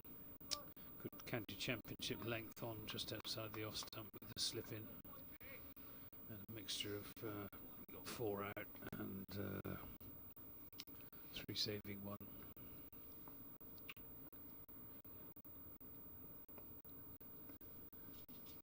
Just looking to our left in the Fox Road stand, I think say you can count the number of spectators on one hand. I think we can. I think I can see 4 in the Fox Road stand, which is in the glare of the sun, as this one is just guided away by Mead on the offside. He's run the first one quickly. One-day run chase. I'm sure they'd have come back for 2 then, but no need to take any risks. Another wildish throw that Rue can't gather. And it's 140 without loss. Notts lead by 30. Yes, the place to be watching definitely is the Smith Cooper stand. You're close to the action, you've got the shade, and you're sideways on. A lot of people do like to watch from behind the arm, but that's the place to be today, there's no doubt about that. Pretorius in his 7th over. Little expensive. Mind you, he did a lot of damage to the Nottinghamshire bowlers this morning. Took a particular liking to 1 or 2 deliveries from Calvin Harrison. He's in again. Balls from wide on the crease, round the wicket, and sent it a long way down the leg side. Nicely anticipated and taken by James Rue. And again, we have Phil Trent, the Notts physio, coming on, and also Sammy King with another towel. And let's have a look. Last time he went to Ben Slater, the physio, and he's gone there again. Again, Slater's taken off his helmet. And must be hot, very hot underneath those helmets, mustn't it? There we are. Those watching the live stream can see that Ben Slater gulping down the fluid, taking the helmet off, and very bright, shiny forehead. Little smile, but good to go. Touch of gloves with his captain and opening partner, and with 140 runs on the board. They'll not want to see this partnership broken anytime soon. 14 overs to go in the day. Bit of a breeze blowing across the ground from north to south. Both flags standing out proudly from their flagpoles on either side of the pavilion. Andy Mead to bowl a 2nd over from the Stuart Broad end. It's a full toss. Played into the onside to Tom Lavenby. Missed out rather. There did Hamid. Craig Overton at slip. Umeed to Hamid. Gets get an edge on that, Grace? I think maybe by the reaction of the... Went straight down though, didn't it? Don't know why Craig Overton felt the need to throw it to stumps. Because he's Craig Overton. Mead stood still. Umi bowls. This is a full toss driven. Just be a single as Cadmore sends in a not very good return. If there's no prospect of a run out, and there wasn't there, you do not want to be throwing the ball at the base of the stumps, because it makes it so difficult for the bowler to take it. Single is taken, 141 without loss. Appeal for LBW. Looked to me as if there was a bit of bat involved there. I think so. Anyway. It was a bit of a hopeful appeal, wasn't it, in fairness, from Mead, but made a decent start here. He has. Bowling around the wicket, and defensive shot from Ben Slater. Getting through his overs quickly as well. Somerset still +7 on the over rate. Jack Leach and Jake Ball being sent out into the wilderness. Mead bowls, tosses this one up, just dips maybe a little bit on Slater, who plays it into the onside. Tom Abel comes enthusiastically in, as ever, to do the fielding. Doesn't pick it up cleanly, but no matter, there was always a single there. 142 without loss. 69 to Hamid, 60 to Slater. We've got 13 overs remaining in the day's play. The Notts lead now 32.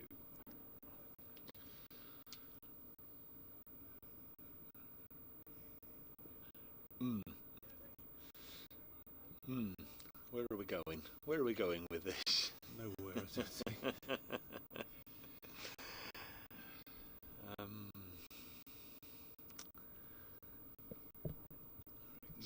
still be batting at 10 to 5 tomorrow afternoon when there will be a declaration. Well, I was going to say, are Somerset now at the phase where they've gone from we can win this by bowling knots out and just chasing down a moderate target to, hang on, they've got this start.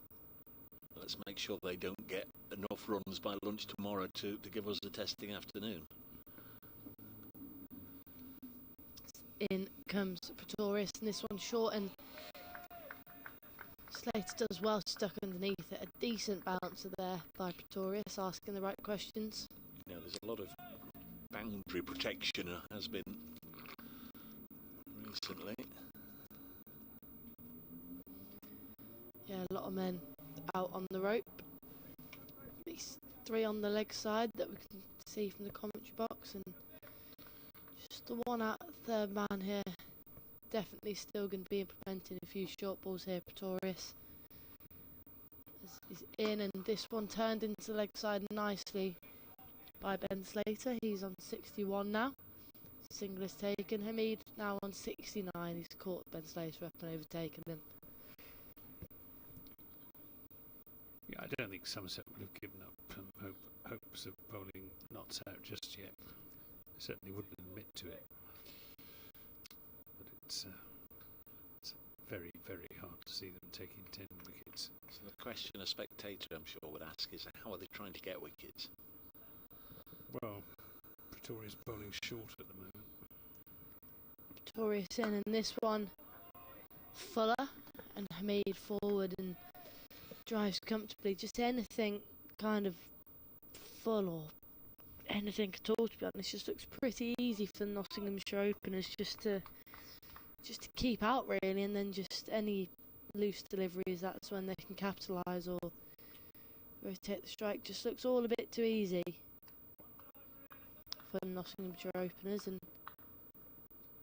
that's not at the fault of the Somerset bowlers, who have been working hard, and this is another good full delivery, and that's just driven back to the bowler.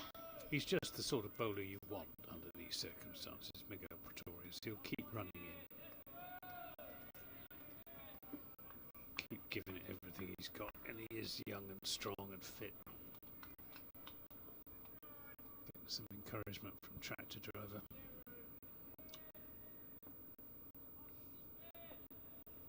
Two balls remain in the over. What can Pretorius do here? And this one's full, and again timed nicely by Hamid, but a good piece of fielding in at mid-wicket means there's only one run. So again, a well-timed shot. Fairness to both Nottinghamshire openers, they've timed everything on the front foot beautifully. Even in their first 10 balls of their innings, they were timing things nicely. Nottinghamshire now lead by 34 runs, and there's no slip in place for the left-handed Ben Slater. Pretorius in, and good delivery, well bowled indeed, and Slater looks to evade it, but ends up probably not missing the stumps by masses, despite it looking like it was going to be short at one point. Knots 144 for none. Craig Overton's going to go and tap into the think tank in the lower dressing room at the far side. The skipper's gone off for a comfort break. Well, what can I do? What do you reckon? What do you reckon, folks? I've tried most things. What do you reckon? See if Somerset can come up with a cunning plan. I don't think there's much wrong with the plan they've got at the moment, with leg breaks from one end and Pretorius digging it in from the other. Batsmen will be getting tired as well. It's hot out there for them, especially under those helmets. So who's going to go into slip? Tom Kohler Cadmore. I don't know if the deep set field for Pretorius is going to really worry either Slater or Hamid. I know what you say is running in with lots of energy and effort, but when you can just basically block a ball and see it run out and take a single and get down the other end, it's soul destroying. Here's Umid in and bowls and tosses this one up. Giving it plenty of air is Andy Umid. Yeah, I like this. I do like like this for Andy Hamid. He's in his third over, just conceded 3 runs so far, and again that was the leg break. No shot from Hamid, who's having a good look at his near namesake.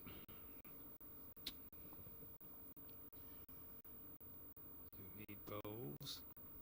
This is cut away through the offside though, it's just too short from Hamid, and Hamid made room for himself and whacked it away through the offside in front of square for 4 runs, 148 without loss.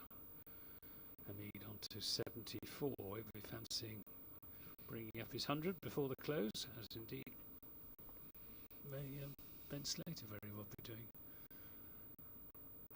This is driven away for 4 as well. That was the that was too full on that occasion, so too short and then too full, and it's the 150 partnership coming up in 283 balls, 78 of them to Hamid and 61 to Slater. Umid, this is better. Played defensively by Hamid. Shadow is just beginning to lengthen. Shadow of a floodlight stretching out from the Smith Cooper stand. Appeal for LBW, but not particularly convincing, and Neil Mander not interested. End of that over. So 2 boundaries in it, 3 overs for 11, and you need 152 without loss at the end of the over, and Miguel Pretorius is going to be given the ball to see what he can do. I was just going to say who's in charge, but here comes Big Craig. Here comes the big man. They're going to let him have a 1 over or 2 without him. From the look of it, it would be Tom Kohler-Cadmore. He's the one who's talking to. I think he's stand-in captain. So Tom Abel relinquished all. Yep. Captaincy So he did it for positions. 7 seasons. Yes, It's yeah, long enough. yeah.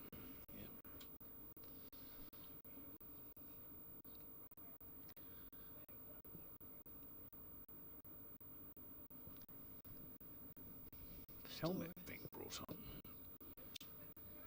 Catcher in on the leg side, maybe. Yeah. Tom Banton go under the lid. Oh, good, he says. Oh, good. Hot, sticky, sweaty helmet.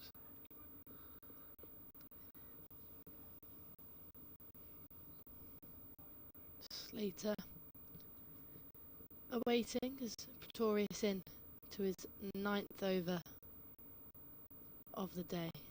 He bowls in that short and taken on by Slater and will race away to 4. Tom Banton would have not been wanting anywhere near that. He's absolutely whacked it. He's gone Tom Banton taking evasive action. quickly to the boundary. I don't blame Do I him. have to stand here, he's saying? Yes. Skip.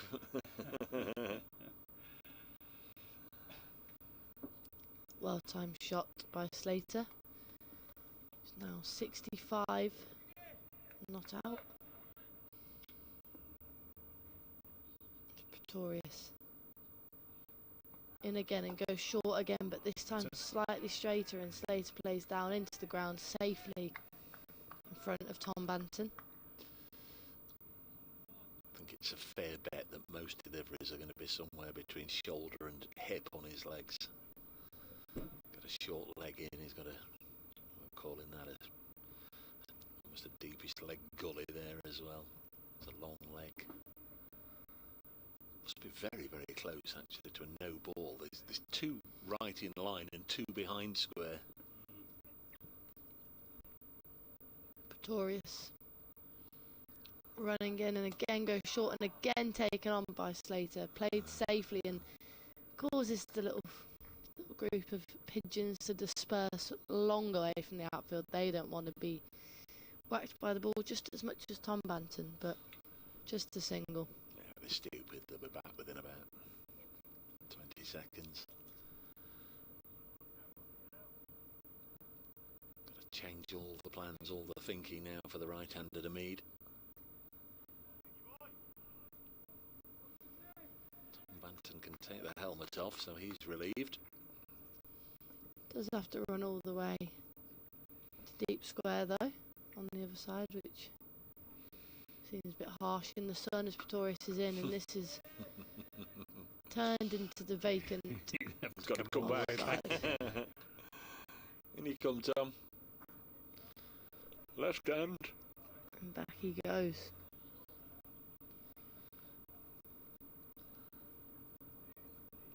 Your side fallen foul of that this year? 3 behind square on the leg side at any point? No. Never. That's good discipline. Never, she says, never. Never. But he won't be under the lid this time, Tom Banton. He goes pretty near where the ring would be in a white ball game. That's a rule change that was arguably born here at Trent Bridge. Pretorius. Ball's again goes short, and Slater decides to leave it alone. A good, quick delivery from Pretorius. In response to the activities of Harold Larwood and Bill Vose. The Bodyline series. But it was the Notts captain who started it, wasn't it? J.L. Carr. Yeah.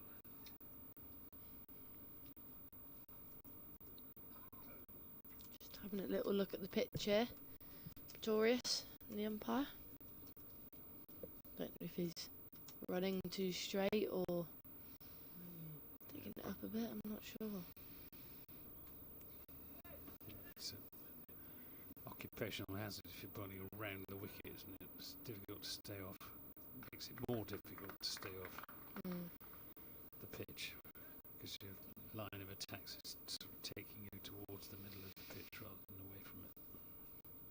Pretorius bowls, and this one's short, and Slater leaves. So end of the over, Nottinghamshire 158 for none, leading by 48 runs. And just the 10 overs. Yeah. 60 deliveries. Doesn't sound as many, or does it? Really good session this for Notts. There's not been too many in this game where you'd say Notts have, or I don't think there's been where you'd say Notts have been the clear dominant force, but up to this point, certainly. And if a wicket does go down, and they have to go down the night watchman route, who it might be. No Luke Fletcher in the side. I think whoever it is will be quite glad to do it. Prospect of helping themselves to some good runs tomorrow. Yeah, real chance. Is Umeed to Hamid, who plays around his front pad defensively. Picked up by Tom Abel. Just the slip. Craig Overton applauding his bowler's efforts from first slip, catching mid-wicket, short mid-wicket. Umeed bowls and Hamid defends.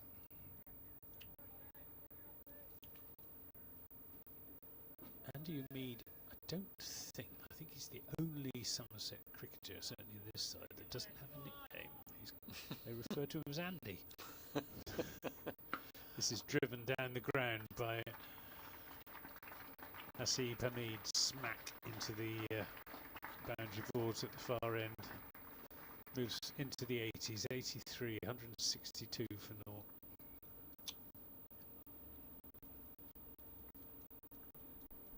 Yeah, don't get too many off him. Keep him on.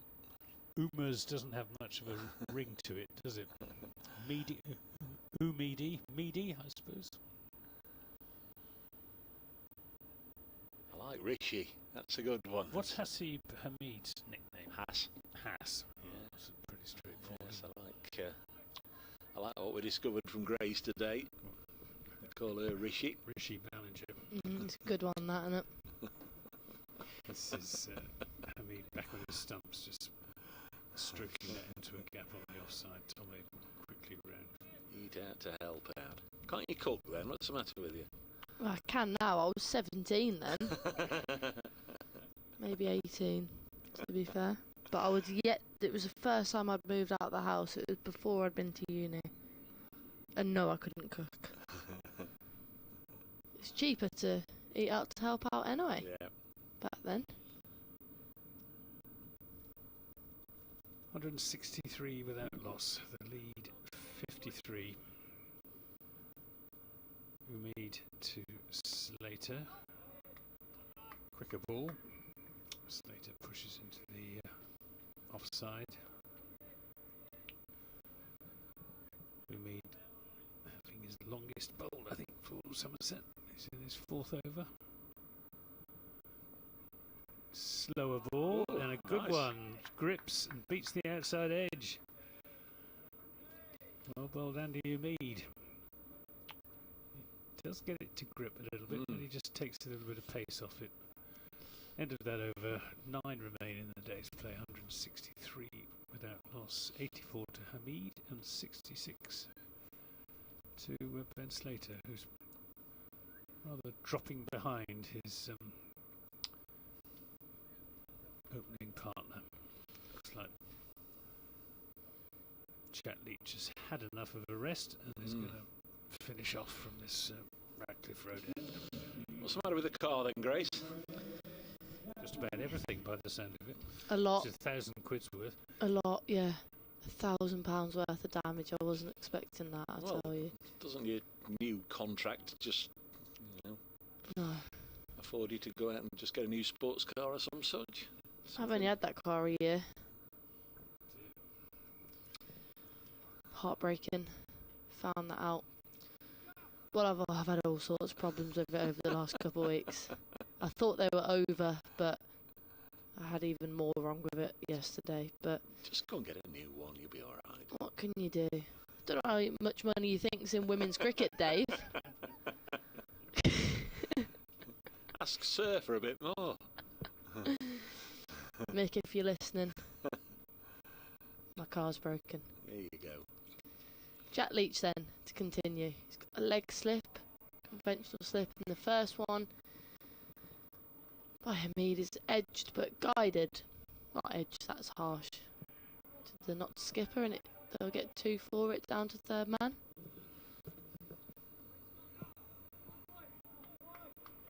So yeah, no car for me. This is pretty much a whole week without the car.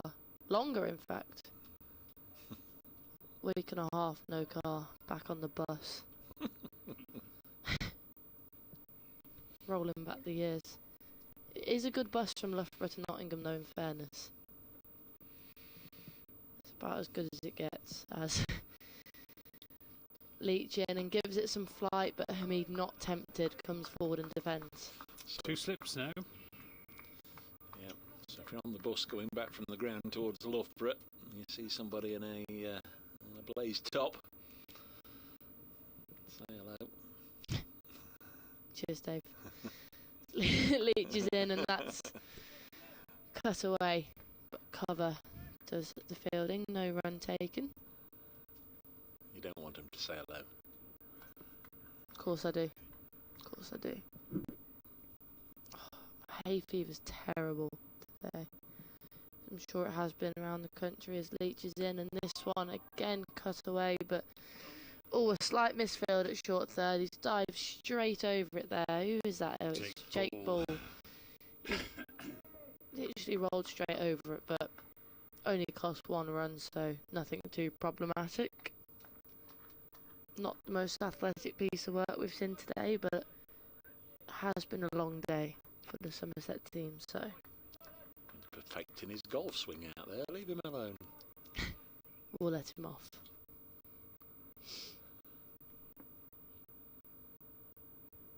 Slater then, back on strike. As this one is just pushed nicely by Slater to mid-on, comfortably.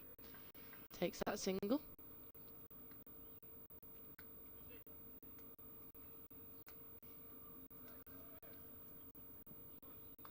final ball of Leach's 18th over.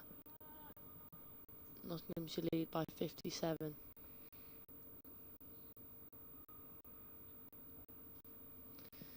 Two slips in, but this one's turned into the leg side and will just be one. Out towards the Smith Cooper stand. Not 167 for none. 168 for none. And a final burst for the day from Craig Overton. So I think we've got 8 overs to go, and I think 4 of them are going to be bowled by Big Craig, and the other 4 from Radcliffe Road End by Jack Leach. Yeah, we're almost getting towards night watchman territory. Generally, I think not so sort of 6 overs and in from the close. Will Young will have had his pads on for a long time, ready to come in at number 3. It's not been great actually after the century partnerships in this match. Whoever's then come in straight after that partnership has been broken has been dismissed straight away. So whoever comes in next on hiding to nothing really. Mead on 88, can he just get 1 or 2 away to the fence here and get over the line this evening? 2 catching short mid wickets, no slip as Overton bowls. This is played to one of those catching short mid wickets, but on the bounce. And Umeed fielding was hit quite hard by Asif Umeed, but it bounced kindly for Umeed. We have got a result in Division 2 now at Scarborough. Yorkshire have defeated Gloucestershire by an innings and 22 runs. Overton to Hamid, good ball, maybe didn't bounce as much as Hamid was expecting.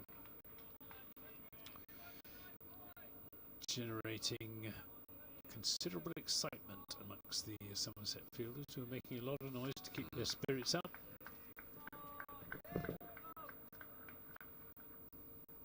There's a bit of air of whistling in the dark to keep their spirits up. Vocal encouragement from the Smith Cooper stand as well. Overton in and bowls, gets that one to bounce on Hamid and takes his bottom hand off the bat.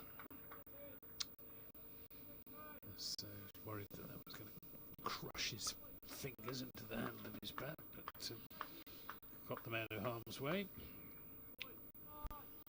Good hostile delivery from Craig Overton, who's going to give it everything he's got in this last little burst.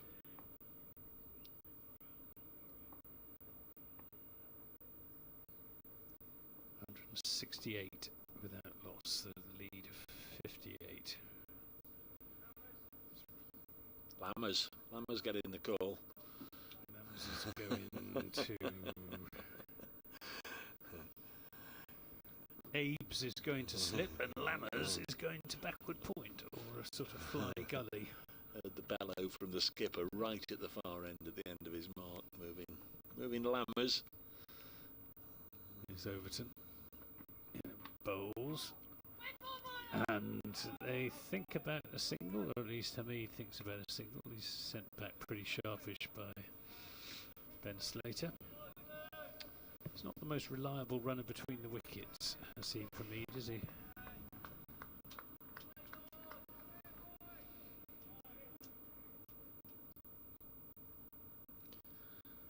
Craigo, as they call him.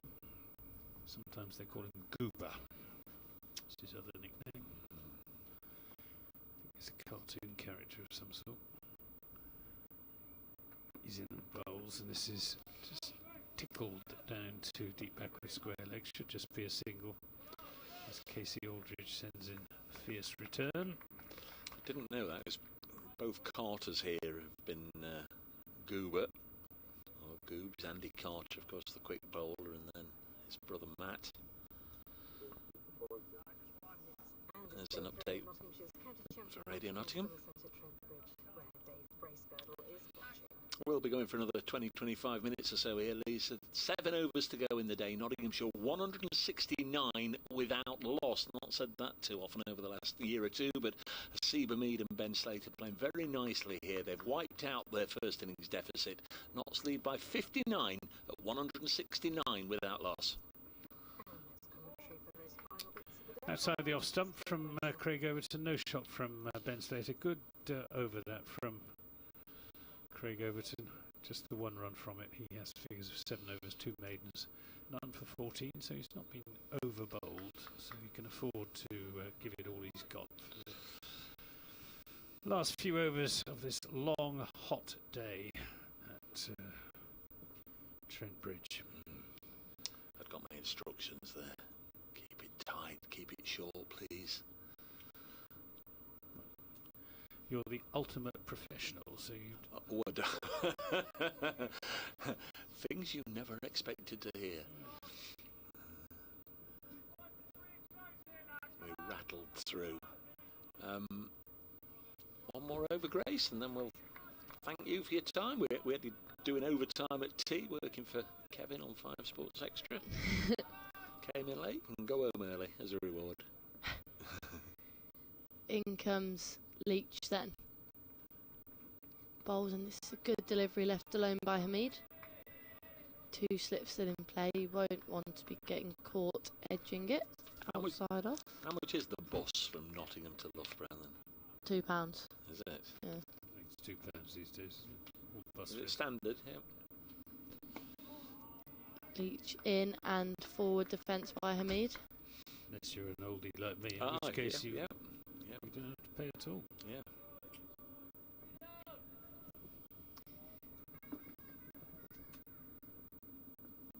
Leach goes to bowl and loses his footing. Back at the start of his run up though. In he comes. Jack Leach, what's he got? And it's another good length delivery and punched off the back foot by Hamid, but another dot ball. Dave Bracegirdle's got a bus pass as well. Comes in handy. It'll come in handy for voter ID, that will. Kevin Howes has got one as well, I think. Leach in and again Hamid watchful in defence. The headmaster at the back of the box. Keeping an eye on us. Beady eye. Ripple of applause then for the Somerset team, who have done well to keep their spirits high in a what must be a pretty long day in the dirt. They have. Funnily enough, I was just thinking the same thing. There was that sort of rather deflated phase when Jake Ball was hiding it outside the off stump, but the last half an hour they've come back quite strongly. Leach again bowls and this time turned off what looks like the stump from where we are, but safely. A single to end the over, Notts 170 for none. Absolute joy to spend time with you again, Grace. We'll see you tomorrow if you make it in after the footy. Enjoy this evening. Enjoy your bus ride. Thanks for bringing your medal in. And again, congratulations to Grace, to Blaze, all the girls, and all who went to Derby and followed you. We'll see you tomorrow. Thank you. See you in the morning. Grace Ballinger with us on county cricket commentary once again, in between all her other bits and pieces. She goes off to find out if there's any progress on fixing a car. In the meantime, Big Craig. Oh, he's got James Roux standing up to the stumps. Presumably because Hasib Hamid has been batting outside his crease. Over to in and bowls, and this is punched into the offside. There should be a single as Lammonby makes a sliding stop, but he had ground to make to the ball, so it is just the single. 171 without loss. 5 overs after this one remaining in the day's play. There won't have been too many stumped Rube old Overtons in your little notebook there. I can't recall him ever standing up to Craig Overton before. He's gone back for the lefty. He stands up sometimes to Lewis Gregory. Overton and bowls, and good half stop by Tom Abel. That slip, that was an outside edge. It went almost straight down, and it was going pretty fast to Tom Abel's left, and he managed to get across and get a hand on it. Wasn't a chance, and cleaned up by Andy Mead. It's just a single, 172 without loss, but full shot. It was a Mead who shied at the stumps as, once again. I'm just wondering if it'd clip the stumps and go away again for more overthrows. Overton to Hamid. He's bowled him! And Craig Overton absolutely triumphant. A great roar as he goes down on his haunches in mid-pitch. And, well, he come back fast and firing as Craig Overton, and he's made the breakthrough. Hasib Hamid denied his century, bowled by Craig Overton for 91. An innings of 158 balls, including 10 fours. Well batted, Hasib Hamid, and you can hear from the applause around the ground what the crowd here think about it. Yeah, bowled by Craig Overton for the second time in the game, but it'll feel a little better than he did in the first innings. I know it's still a feeling gets you sick to the pit of your stomach when you're dismissed. He'll be a little angrier, but when he gets back, he'll be, as I say, more happier than he was in the first innings when he was bowled for 15. Out for 91, 158 balls, 10 fours at the crease for 3 hours 20 minutes. And that opening partnership ends on 172 as we get within 6 overs of the close, and as we are in 6 overs of the close, as expected, it's a night watchman, and just wondered who it might be. Well, it's the first innings top scorer. Ollie Stone, who made 83, is coming in. Not at 9, he's coming in at 3. Well, you'll fancy his chances of playing a significant innings here. But well bowled, Craig Overton. It was a good move, I think, to bring James Drew up to the stumps, just increasing the pressure on the batsman, keeping him honest.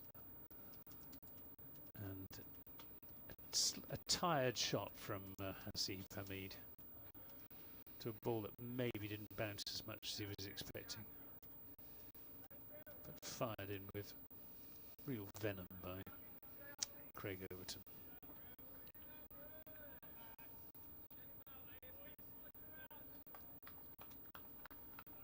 So 62 for 1, Nottinghamshire effectively. Yeah.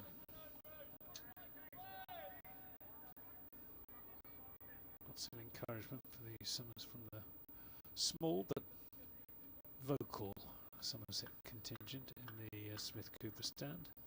Here comes Craig Overton to Ollie Stone. He's there and bowls, and it roars from the slips. Came off the middle of the bat, bounced over the top of Craig Overton in his follow through. They've been re-energised. Although, actually, as Grace Banniger was saying, they've re-energised really before the wicket fell, when Jack Leach and Craig Overton came back into the attack. Somerset's 2 premier international bowlers, with all due respect to Jake Ball, who's another international bowler that's played into the onside.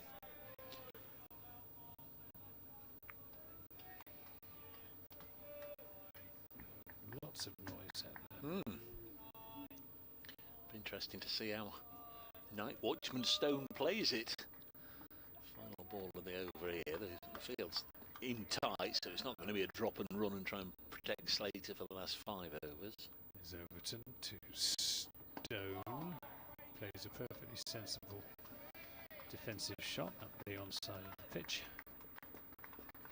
And it's the end of that over. Craig Overton has made the breakthrough. 8 overs, 2 maidens, 1 for 16, leading by example. Somerset's acting captain. 172 for 1 not at the end of the 53rd over of the innings. innings. 5 remain in the day's play. Yeah, it's his second wicket of the match, and they're both Hasiba Mead bowled. Hoping to get more in their second innings. Yeah, it's interesting to see how Ollie Stone does play it.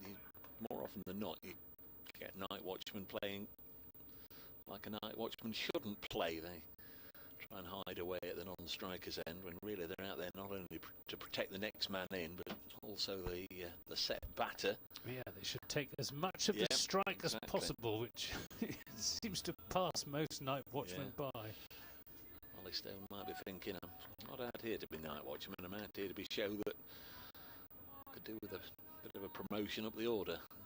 Here's Jack Leach going to begin his 20th over. On for 49 his figures. He's bowling to Slater then, who's 68 not out. Leach bowls to Ben Slater, rocks forward and does get a single to get off strike. So Slater now within one of his highest score this season. 73 for 1, not 63 for 1 effectively. Well, if Somerset could pick up a couple of wickets before the close, they'd feel they're right back in this with a chance of winning. But as they say, it's a fairly big if. Kyle's made a good point here. Craig Overton has got Hasiba Mead out in all 4 innings against Somerset this season. Hass will be glad to see the back of him. Yes, I can remember the second ball chopped on at Taunton. Was that in the second innings? Or first? I'll have a little look in a moment. So it's going to be Slater to Ollie Stone. So the new arrival, understandably, is going to be under a little bit of pressure here. 2 slips and a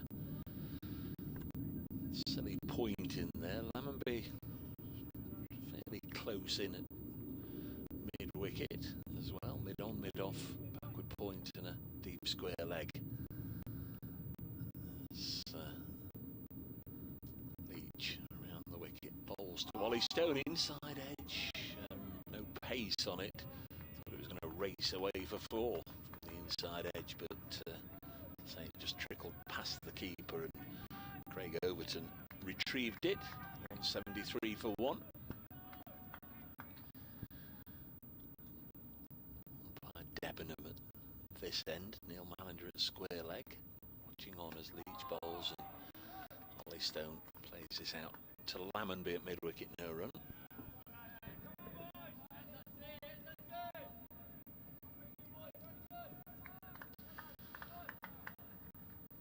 73 for 1. Next delivery on its way now, and Stone defends. Mandy's been in touch. Sad for Hass, still not. Mandy's still not too happy about Craig Overton's behaviour when he left the pitch earlier, having been given out.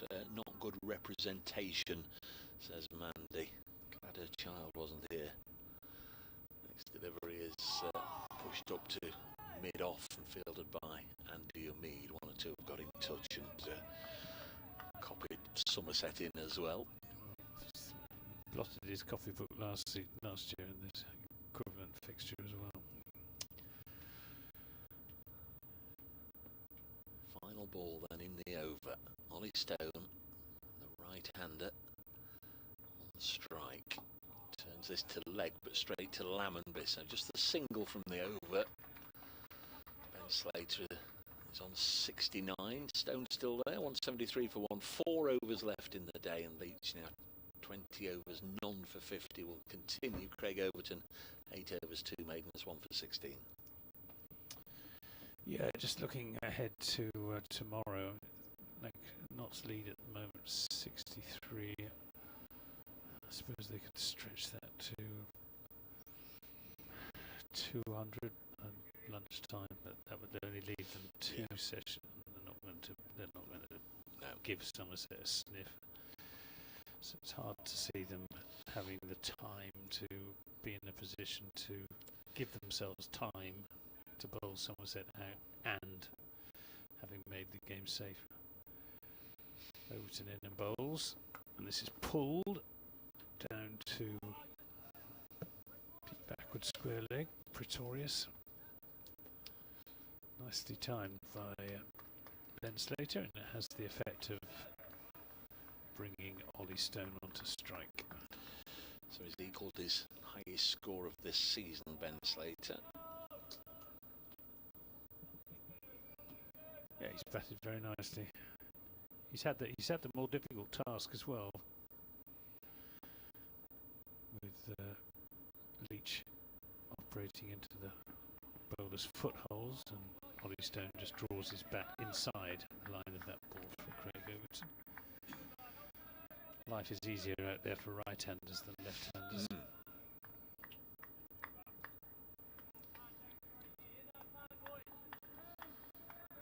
Should all be made to play right-handed, shouldn't they? Is it polo where you've all got to play the same? I think Quite so. possibly, yeah. I think it is. Overton comes rocking in and gets this one to bounce on Ollie Stone, and he's wringing his left hand as that pinned his left hand to the bat handle. Painful. Ollie Stone, I doubt if he'll get a chance to bowl at Craig Overton in the Somerset second innings. Something would have to go seriously wrong for Somerset for that eventuality to come to pass. But if it were to, Ollie Stone will not have forgotten. Painful blow. Sort of 14 wickets away from that, and as we've only had 21 in the entire match so far, Well, 3 days. You never know with cricket, you never know. Here's Overton racing in, balls, and really bending his back is Craig Overton. Good carry through to James Rue. Ball is in its 55th over. But he's a strong man, and he's fired up. Still talk about that when we play Lancashire with Scott Reed. We had a game like this that was absolutely going nowhere at Old Trafford, heading into the final day. Is Overton to Stone. Defensive shot up to mid-off, no run. And 13 wickets went down for 25 runs, and a certain draw became a Nottinghamshire victory. So that's a nice one to reflect on. But you don't see many passages of play like that at the final morning session of a 4-day game. 25 for 13. The old days of cider are bad. And I think Jake Paul got a 5 for in amongst that. Is Overton to Stone, who takes his bottom hand off the handle there. As plays that slightly uppishly into the onside, but gets away with it. 3 overs remain, 174 for 1, the lead 64. Notts 9 wickets in hand in their second innings. Yeah, they'd happily walk off now if they could. Ollie Stone and Ben Slater. Just 10 minutes more work to do, and then they can do that. Ben Slater looking to bat through out the session. Lost his opening partner after that stand of 172. Supermead making 91, and at 91 means he's now scored exactly 3,500 first-class runs for Notts. Beg your pardon, Jack Leach bowling to Ben Slater. Of all the little notes of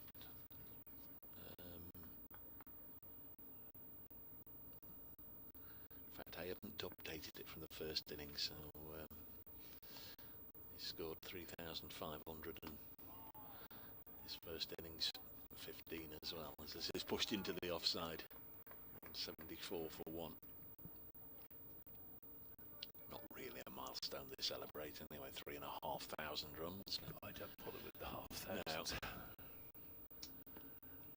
174 for 1. 2 balls into this Leach over. Slater blocks this. Unless it's the first 500. Andy Mead came into this game leading 41 for 1,000 first-class runs and 38 for 500 first-class runs for Somerset.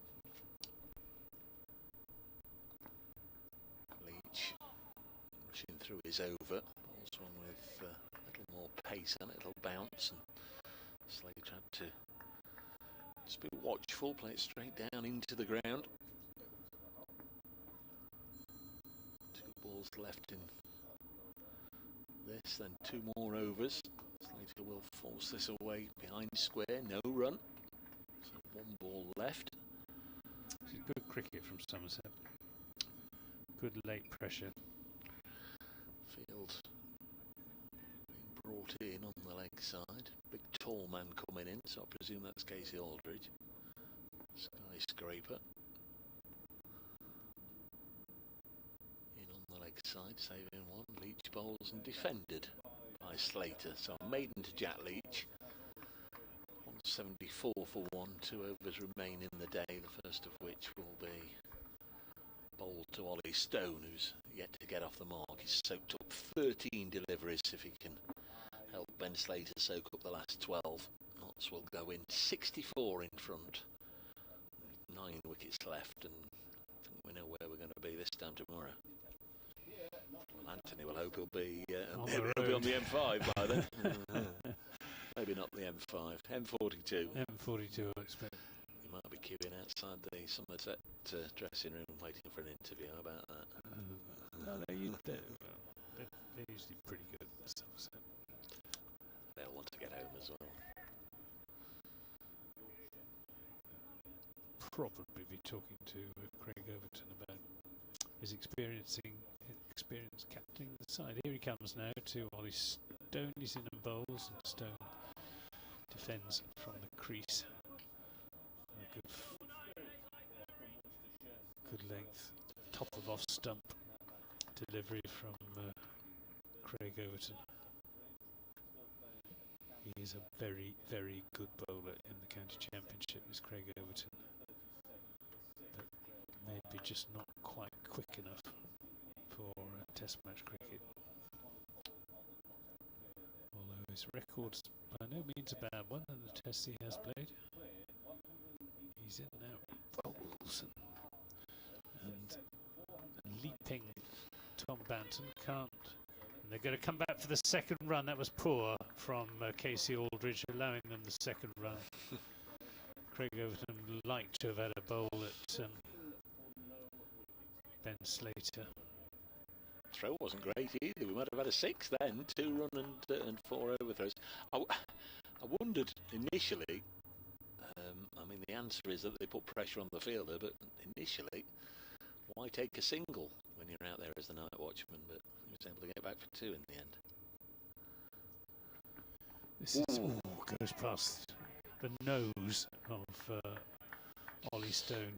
Quick delivery. Was indeed, yeah. Just a 52-year-old says it was a terrific effort by both openers. Notts need just to see the evening off without any more casualties. Then bat sensibly until lunch. If we're going to achieve those goals, hard to see anything other than that 13-point draw. Kent and Worcestershire both look set for low point scoring defeats. Good point, well made. Just a 52-year-old. Yep. Yeah. There is a danger that Kent and Worcestershire are going to be rather cast adrift at the bottom of the Division 1 table, which will suit Somerset just fine. Overton in and bowls, and threatens to throw the stumps down, and he just gets a look from Ollie Stone as if to say, "Don't be so daft." Tony the Tiger.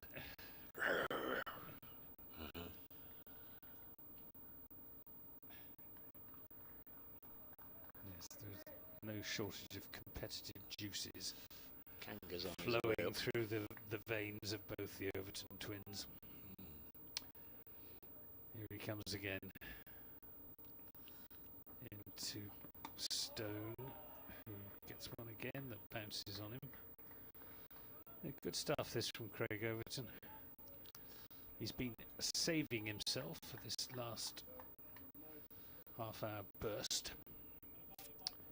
He's only in his 10th over. And this is the 6th over, I think, of this. He only bowled 4 overs prior to this. I'm not going stupid. T says you're right, Dave. You can only play polo right-handed. Thank you, sir. Last ball of Craig Overton's day. He's there and bowls, and this is played into the onside, and they take the single, well judged single, and Ollie Stone will keep the strike as befits a night watchman, and he will have the privilege, not necessarily the pleasure, but the privilege of facing the last over of the day to be bowled by Jack Leach. Yeah, that is what the night watchman is supposed to do. Take all the angst away from the set batter, and the one that was due to come in, well, he won't come in now, Will Young. Even if a wicket goes down, they'll troop off because we're about to enter the final over. 25 past 6, I think we finished about half past yesterday, didn't we? Something like that. Considering it's how hot it's been, I think that, yeah, the they have. bowlers of both sides have done pretty well. Jack Leach then into his 22nd over. Wicketless, none for 50. Did he get any in the first innings? No, 12 overs, none for 24 in the first innings.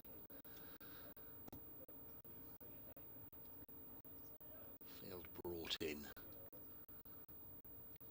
Just trying to get a little bit of pressure on Ollie Stone here, hoping for a mistake as Leach runs between the umpire and the stumps, fires one in. Stone confidently reaches forward and blocks it, making sure to play it down into the ground. Got Tom Banton right under his nose, waiting for a sniff of a chance. As Leach, beg your pardon, is running round the umpire, not between them. And is defended. It's very, very tight, doesn't it, to the umpire?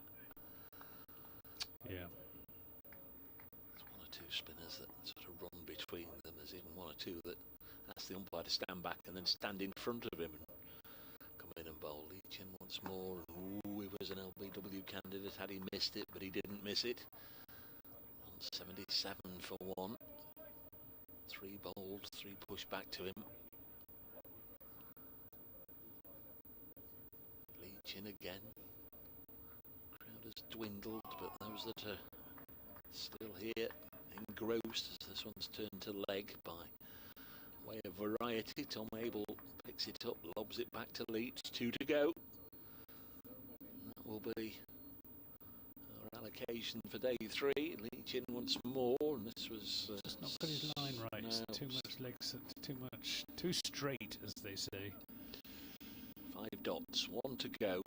Thanks very much, everybody, for your company today. Thanks to our fabulous camera crew around the ground here in testing conditions. And it's defended stumps. Ollie Stone 3 not out. Ben Slater 70 not out. Knots 177 for 1. Just to think on that theme, though. Thanks to our camera boys and girls all the way around the ground, bringing you the pictures today. Your work is appreciated. We always say that when you're out there in the cold and the rain, and certainly it's very, very different, very challenging conditions. Thanks to Aaron and Kirsty keeping us on air in the production office. Thanks to Grace Ballinger, to Kevin Howells, who was next door, and thanks to you, Anthony. Hope you're enjoying your 3 days so far here at Trent Bridge. Yeah, it's quite warm. Yeah, but it's been an engrossing day's cricket. We had some fireworks from Pretorius, Miguel Pretorius, and Jack Leach and Craig Overton this morning, which very much enlivened proceedings. We had top-class opening partnership between Ben Slater and Hasid Hamid, and just in the last 3/4 of an hour or so, a really good comeback from Somerset, picking up the wicket of Hamid and making life very much more difficult for Ben Slater and Ollie Stone than it had looked. But even so, this is a pitch that is a lot more fun to bat on than it is to bowl on, and the draw has to be odds on tomorrow.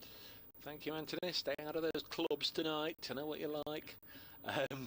From us all here at Trent Bridge, hope you've enjoyed the coverage. Enjoy your evening. If you're watching the footy, hope it goes well for you. If you're not watching the footy, well, enjoy whatever you're doing. But God willing, Grace, Anthony, myself, Dave Bracegirdle will be back with you tomorrow. Hope you'll join us then.